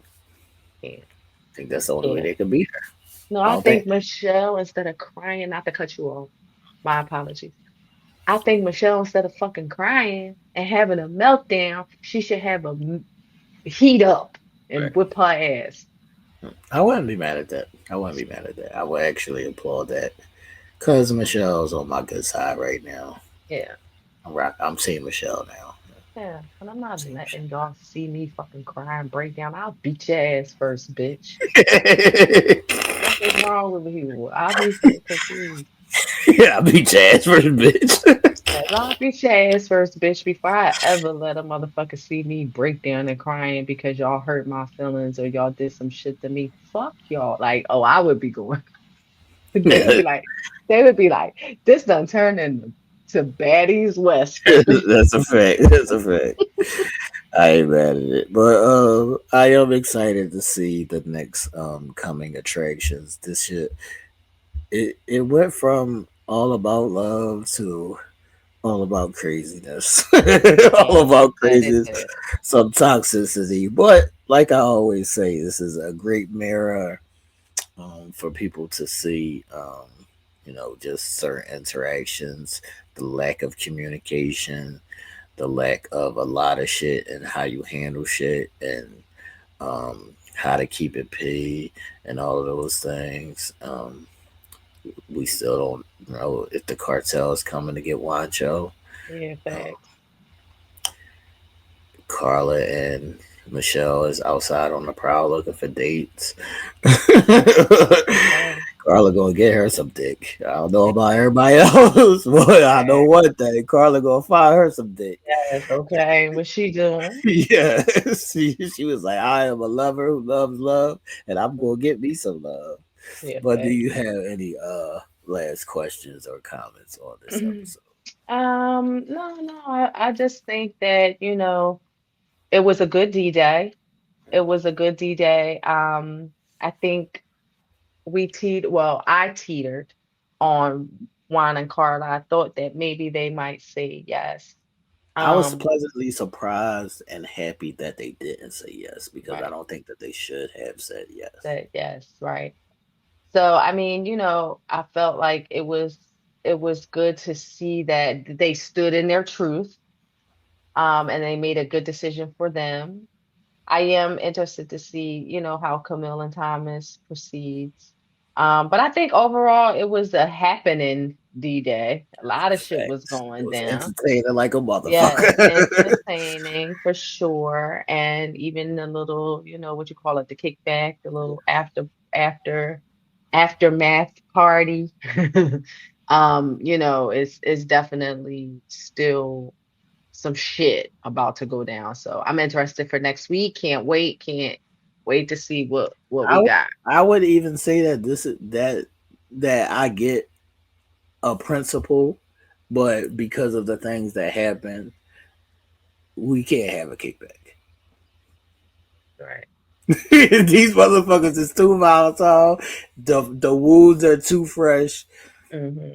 It is not kickback time. Do Yeah. you think that M's rented boyfriend, as you called him, and Ike have an Run that issue? nigga. I think Ike is going to try to. I think Ike is going to probably try to keep it cool, but I think this boyfriend or He wants smoke. he wants smoke because he know like probably what she's told him Right. about how Ike has behaved or Ike has treated her.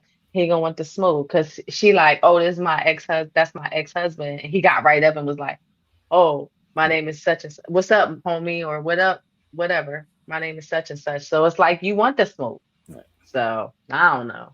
It could be just the way that it was edited, but it Right. looked like the smoke is wanted. Would you be surprised or would you be happy if he beat Ike's ass? Oh yeah. Um, I would be surprised. I can't say that I would be happy per se, because nobody, you know, Nobody needs to be caught off guard. Let's just say that, or maybe they do, but it just depends. It's a Madison. It's a Madison. It just, you hear me? It just depends. It depends.